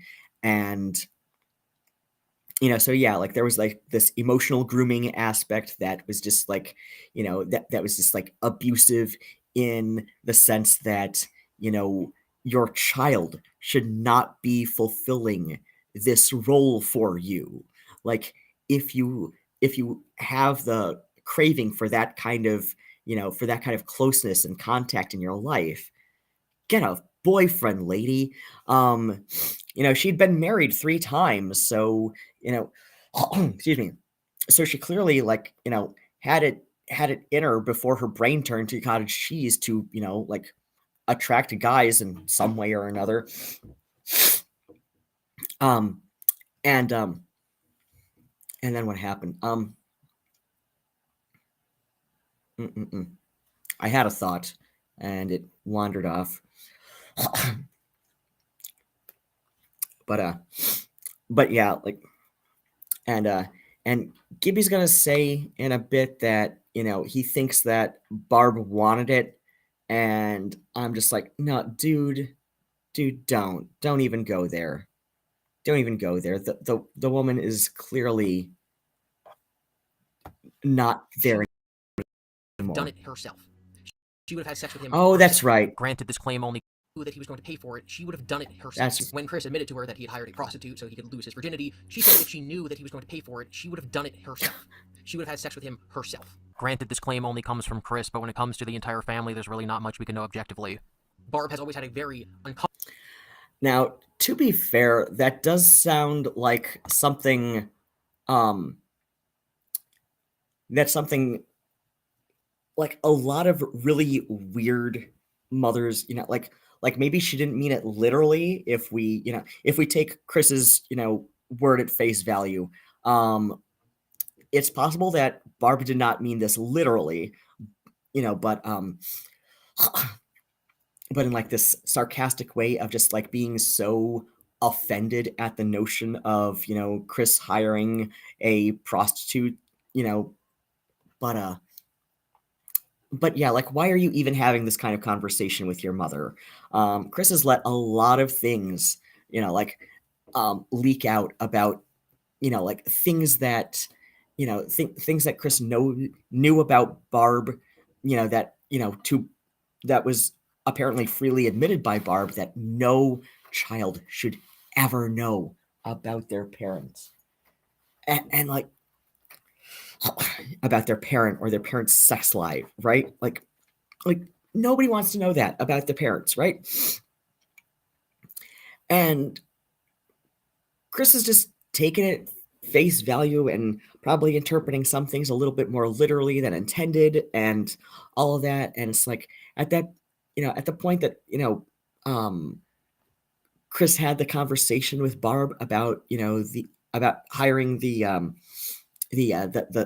sex worker. Like, why are you even having that kind of conversation with your mother? Like, why? So, like, this suggests to me that, like, that there was already a weird dynamic going on with those two long before 2021. That, that there was this boundary that Chris and Barb did not see as at all relevant or as like at all a normal part of a parent-child relationship. You know, I, you know, I absolutely, like I've joked periodically about about my dad had a tattoo on his left arm of the name Jackie. He took the identity of Jackie to the grave with him, which I've had conversations with friends just like trying to speculate on like who the hell Jackie was, and like the only explanation we can think of that makes any sort of sense is is Jackie may have been a gay affair my dad had in the 60s or something, right?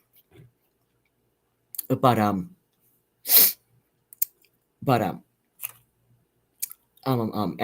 like my but I never like I don't need to know anything beyond that, right? Like seriously, why am I dropping yarn needles tonight? It's because I'm fidgety. But yeah, it's like I don't need to know all the ins and outs. Like even if my dad did, ever have a conversation about like who Jackie was, I wouldn't need to know the ins and outs of that relationship. Especially about the in and out ins and outs, right? I don't need to know that. Nobody needs to know that about their parents. I barely like to acknowledge the fact that my parents had sex at least as many times as as they have children, right? I don't need to know that. I'm yes, realistically they probably had sex a whole lot more than that, just because like in terms of probability, I mean, yeah, it takes only one time, minimum for sexual intercourse, unprotected sexual intercourse to produce a child. It takes a minimum of once, but like realistically, let's look at the statistics.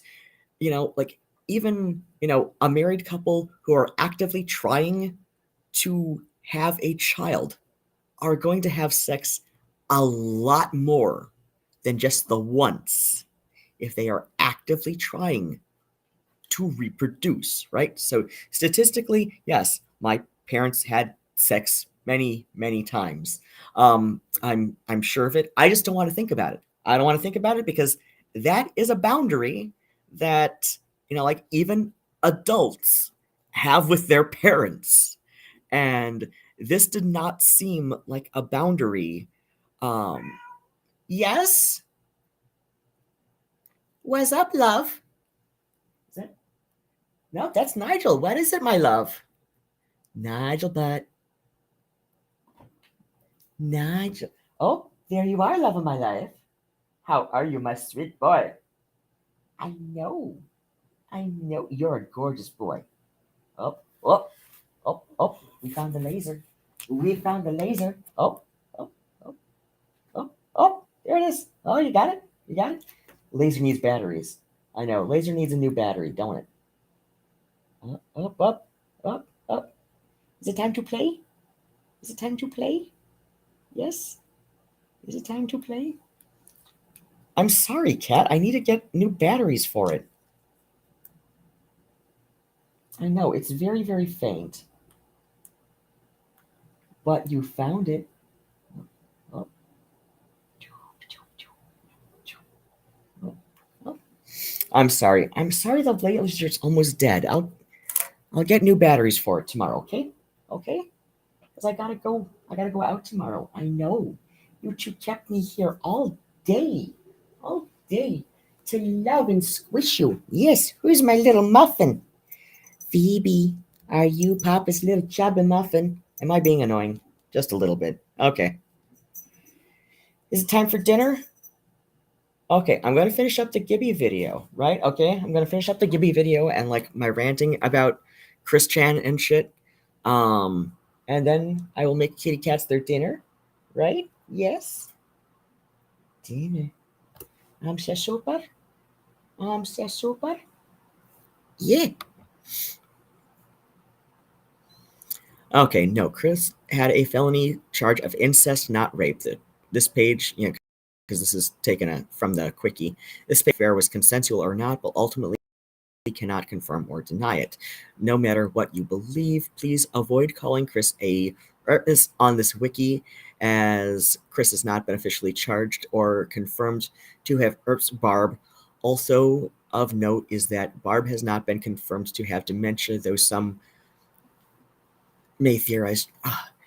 Actually, it has at least enough for Chris to go on at length about it in a video, but like the quickie is not 100% on anything, so. Comfortable relationship with Chris, and I'm very, very serious about this. This is not me saying that Barb was asking for it, that Barb deserved what he did to her. This is me saying that she was a willing participant. From all evidence, from all the studying of Chris I have done, it very much appears like she consented to the actions that allegedly happened between them. After the crime, she was taken to the hospital and theoretically examined, and no charges were brought against Chris for rape. I think it's absolutely ridiculous for us as people viewing these events on the internet to claim that we have more insight to the situation than the doctors who examined her after the crime. So, legal sense, Chris did not rape Barb. Literal sense, it is my opinion that he mostly did not rape Barb. No, Bella did not trick Chris into doing it, nor manipulate him, nor mold him into committing this crime. And no, it is very unlikely that the judge dropped the case because it would be traumatizing to the jury. I most likely think they dropped the case because Chris would have gotten time served anyway, because the prosecutor wasn't looking for a very long stint in prison. And no, I do not think it was on the condition that he be institutionalized, because he's not institutionalized. Rich has about 1 million subscribers on YouTube, and I think, and I hope you're watching this, Rich, and if you ever do, I hope that if you ever make a video about Chris again, then you clear up some of these misconceptions. I think that by blaming a troll, you're almost taking some of the blame off of Chris. And I know that your entire video was about stating how Chris clearly knows what he did was wrong, so I know that you're not intending on doing that, but that is what comes across. With that said, I also think that you almost didn't go far enough. You bring up that Chris is monetized on YouTube, and I don't think enough people are questioning the fact that YouTube allows him to be monetized. They've demonetized people for less. They demonetized Sniper Wolf for visiting Jack's films in person and doxing him. The things that Chris has done, even though, again, he was not found guilty, he did admit on audio recording. Sniper Wolf also has a much, much larger audience than ChrisChan has ever had on YouTube. So yeah, like Gibby, use your fucking brain. But yeah, that about sums up everything I wanted to say. Like no, I don't think Barb was a willing participant, because like I said, if you've known enough people with dementia, it seems very clear that Barb has dementia. But as far as like why it was not tacked onto the charge of incest, that's because like it's hard to get it's hard to get on it's hard to get charges of SA to stick anyway, even in clear cases of even in like the most clear cut and dry cases of it. It's hard to get those charges to happen in the first place. It's especially hard to get those charges to happen in the first place when it, in most cases of it, where the victim knows the assailant. It's very hard to get those to stick, especially when there's an established relationship between the two. Especially at Barb's age, and the fact that she's had at least 2 children, or at least 2 living children. There is some kind of speculation, based on but again, like as Gibby said, like almost very little about the family can be said objectively. There's been some speculation, but we know that she's had 2 living births, right? That would be Chris, and that would be Chris's half brother Cole Smithy. And then what happens? My sinuses are dry.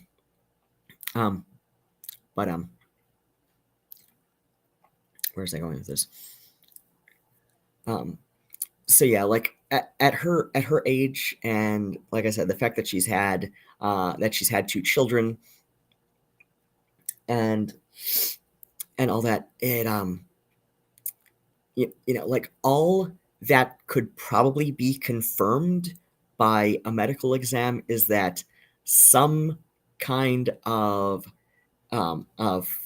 sexual activity, may have been engaged in within the, past few days to week. But from there, it would be up to Barb to say whether or not it was consensual. And if Barb is, like as far gone in, in her senility as she seems in a lot of the videos, like even the ones where I swear to God, there's a moment where Barb does not know that, her voice is being picked up on the mic, and this is in one of the Geno Samuel episodes, of the documentary. You can audibly hear her, address Chris as Bob, you know, or maybe it was another or maybe it was another former boyfriend, like, or ex-husband or something. Like she clearly, she's clearly referring to Chris as like a past lover, or a past husband, right? She's like, and this is where she is off camera and does not seem aware of the fact that the mic is picking up what she's saying, right? So, like, no, Gibby's wrong.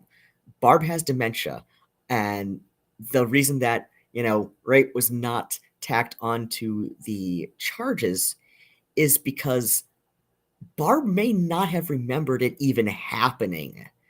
And and like I said, like, it's difficult to get rape charges to stick in the first place, even, even in very clear-cut cases, so yeah, like if the prosecuting attorney thinks, well, we can definitely show evidence of incest, but we don't have, but the victim is clearly not even aware that it happened, or, something along those lines, that the victim is not even cognizant of what is going on, right? In some way or another.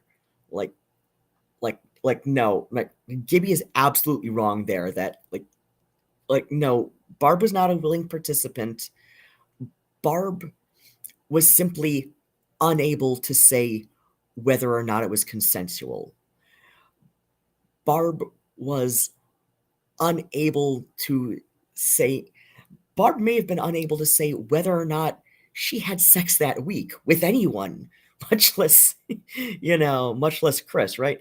Like, all we know from, from the medical exam is that, Barb did not come out of that with an allegation of assault, right? That's all we know from the medical exam.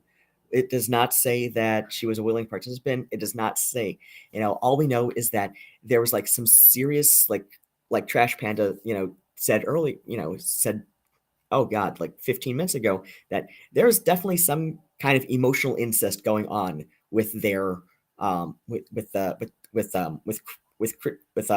Christine and Barb's child parent dynamic. That it's really weird. It's, you can make the argument that it is emotional incest in some way, right?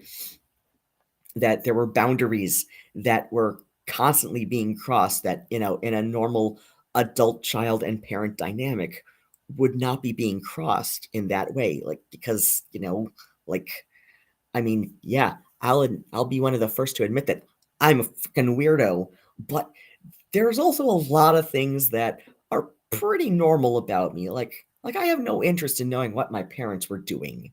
Like I said, I know my parents had sex at least as many times as they have children, especially my mom. As I mean, okay, I do look, very much like my dad's side of the family. So, I mean, it's kind of undeniable that, but yeah, like we know, like I know that my parents at least have had sex at least as many times as they have kids. Statistically speaking, probably far more probably far more often than that, but I don't need to know about that. On the other hand, it sounded like, when she was cognizant and not, when she was lucid and not, Barb was laying down all kinds of her weird sexual history in front of Chris, and Chris had no, had no, was so poorly socialized as a kid and young adult that Chris had no point of comparison with with childhood or high school friends, where where then he could like think back to like what his childhood friends were, like what their old friends were talking about with their parents and stuff like that, or like what he observed at their friend's house, right? So yeah, like I don't know. Like I said, I think Gibby's wrong about a lot of things, but I do appreciate the fact that he tries to stick to the facts as plainly as possible and then gives his opinion, right? So I can appreciate that. And I do and I do like the way that like Rogue approaches it more with humor. And somebody said, I think it was Trash Panda, RIP, one of the couple of the Whack Packers. Oh yeah, Riley Martin and Eric the actor. But yeah, another like before I go, I gotta really recommend. Oh, I gotta bring up the thing again. Okay, so share screen, go to this one. So oh right, and click share. And so I'm pretty much done with my commentary on the on the Gibby Lore Cattle Ranch video, but I really want to recommend this one because I'm gonna log off. I'm gonna end the stream in a few minutes so I can feed my cats and take my shower and go to bed. But my big recommendation, because Rogue Internet Man Wesley Willis. He does this beautiful video tribute to Wesley Willis, and it's just here we go. I'm gonna start. I'm gonna play like the first minute or two because this is just like a gorgeous video. I mean, okay, not like gorgeous in like.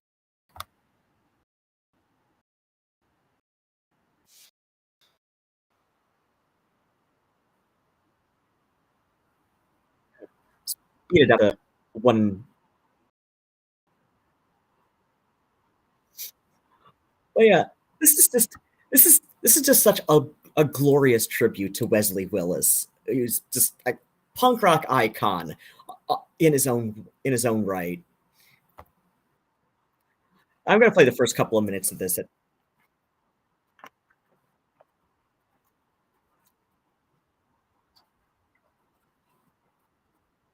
Yes. Oh yeah. Damn right.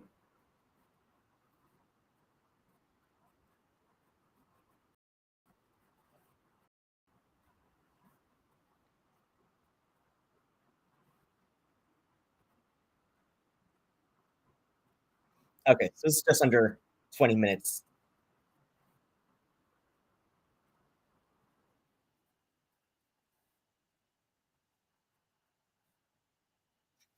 Oh shit. He would have been 61 this year.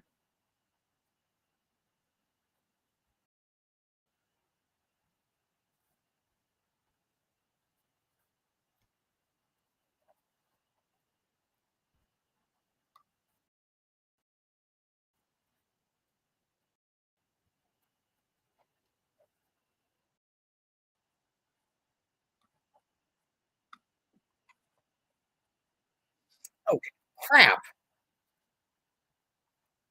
Been separated from Walter. Why is She later met a man named Roger Lee Carpenter. Unfortunately, Annie made a poor decision with Roger. Okay. As he this is get down to rock music. I don't know why. Rock and roll McDonald's. Rock and roll McDonald's. Rock and roll. Rock and roll knows. McDonald's will make fat. I'll be real with you, I'm not even sure how to start this video off. Today's subject is a little different than our usual ones, but I think this guy is far more significant than some of the weirdos we've looked at before. You see, the man we'll be going over has left a positive mark on a lot of people. He was and still very much is an important part in the long history of music. This is someone who was dealt an incredibly unfortunate hand in life. Someone who was repeatedly knocked down and pushed back, but always got back up despite the effort of other people. This is... So yeah, like this is just under 20 minutes long. Bop, bop, bop, bop. And I'm only gonna play the first, like, well, we're already like a minute in, so I'm gonna let the next minute go but it's just such a beautiful little tribute to Wesley Willis. I just love it, and I like the fact that like I said, like I see Rogue as having like, it's like kind of like a Howard Stern, kind of like a reserved empathy. Like he doesn't like express it outwardly towards the various eccentric individuals he covers. He did a good tribute to Eric Actor from Eric the Actor from Howard Stern's Whack Pack. That's a sweet little tribute too. I love that one. And that's longer than the Wesley Willis one, huh? Well, I guess I guess he's got a little bit more info on Eric the Actor, but yeah, like I would say it's like this reserved empathy that like I said, Howard Stern's Whack Pack, Stern defined as like people who are unaware of why they're funny, right? Which yeah, makes some sense, but like Howard Stern had this way of like presenting his the Whack Pack people on the show that just that was just very non-judgmental and dignified in a way. Like it, I mean, in his odd sort of dignity that he that he expresses. It's got a very punk ethos to it if you think about it. That and yeah, like Howard Stern's never been like a part of the punk scene, but like you can see why a lot of the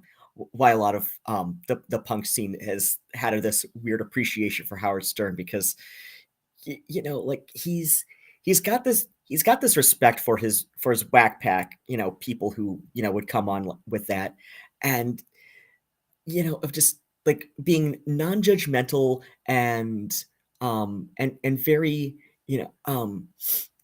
and letting them tell their own story in their own way, and just letting them be themselves, even with a good-hearted laugh. Like it wasn't a punch down laugh. It was kind of like a side jab laugh, because like I said, like Howard Stern's always just kind of had like this punk ethos to the way he does his radio talk show, that seems very much in line with punk ideals. So you can see why there's a mutual respect between the two, and it's and he does seem to have this this interesting sort of empathy. Like you can tell that he kind of like the various guests and stuff, and like regular guests that he'll have on his show a lot of times are usually people like kind of like on the outside of their various industries and all that, which the fact that he's made such a strong habit of it, and but not in this way that you would see like the daytime talk shows of the 80s and 90s do it. Like it wasn't like blown out of it kind of was, but like in spite of the very matter-of-fact way that Howard Stern would present it, right? Like Howard Stern would present like like Eric the Actor and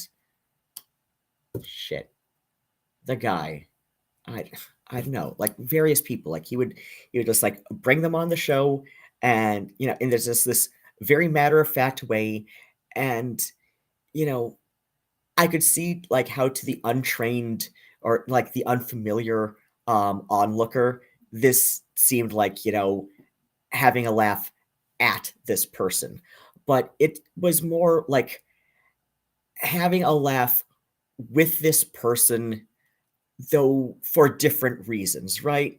And it wasn't out of, it was never out of any form of disrespect or lack of dignity, but more but more of like a different understanding of of how this person operates, mentally versus like how they understand how they operate mentally, right?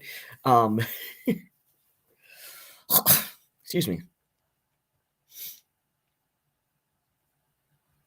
Honestly, it wouldn't surprise me at all if Howard Stern met kind of like a level 1 autistic diagnosis, even if only just barely. He just kind of strikes me that way. The story of Wesley Willis, based on accounts from his family, his many friends, his astute colleagues, and his loyal fans. And before we get into this, I want to preface that I've read through many articles on this and watched several documentaries. There are a few things that may be inaccurate as they are based on the Wesley himself. And as you'll soon learn, there's a reason outside of his control as to why he may have been somewhat of an unreliable narrator. The journey began on May 31st, 1963. Wesley Lawrence was born to Walter and Annie Willis. Wesley was one of 10 children. He and his siblings were very close, bulky to say the least. Wesley stated the relationship with his mother was mostly positive, stating in the documentary The Daddy of Rock and Roll she was always nice to him and cared about him. However, the stories about his father weren't exactly up to snuff. His parents unfortunately were afflicted by drug addiction. Due to the neglectful nature of his parents, thanks to their substance abuse and the lack of care, Wes and his siblings were removed from the household so they could be entered into the foster care system. Wesley and his siblings were split up, with a handful going into foster care while the others were sent back into the family. Wes stayed with his aunt in Phoenix, Illinois, where he was treated far better than he was in his first home. He formed a very special bond with his aunt, seeing her as his guardian angel during this period. After the familial separation, Annie wised up and separated from Walter. She later met a man named Roger Lee Carpenter. Unfortunately, Annie made a poor decision with Roger, as he was incredibly abusive. In 1976, when Wesley was about 13, he traveled around the city of Chicago with some art supplies he had gathered in a foldable chair. It was where he was born, and he loved it. He would find prime spots for him to do something fun and engaging. His favorite pastime was drawing compositions of his surroundings. He mainly went to the nicer parts of town, as he was enamored by the bustling streets and the stacked towers. Using his basic But yeah, like you can see, like, I mean, yeah, I've sped it up a bit, but yeah, like Rogue just does this, like it's like a shortened history of Wesley Willis, but it's just like you can tell that he just is like genuinely appreciative of like who Wesley Willis was and everything. Oh, yeah, careful, stupid YouTube kids. Oh yeah, yeah, it was. I think it was due to like YouTube's already rejected my first appeal, and all I requested in the appeal was just wanting to know what the hell music video tripped the thing. I think it was the last one that I played, which was from what was it? It was originally part of a now this was uploaded by somebody with literally 47 subscribers, this like little like know nothing channel. But it was, the the thing the thing got tripped up in the middle of that clip because it was like, and I think it was because it was originally aired on an Australian television show.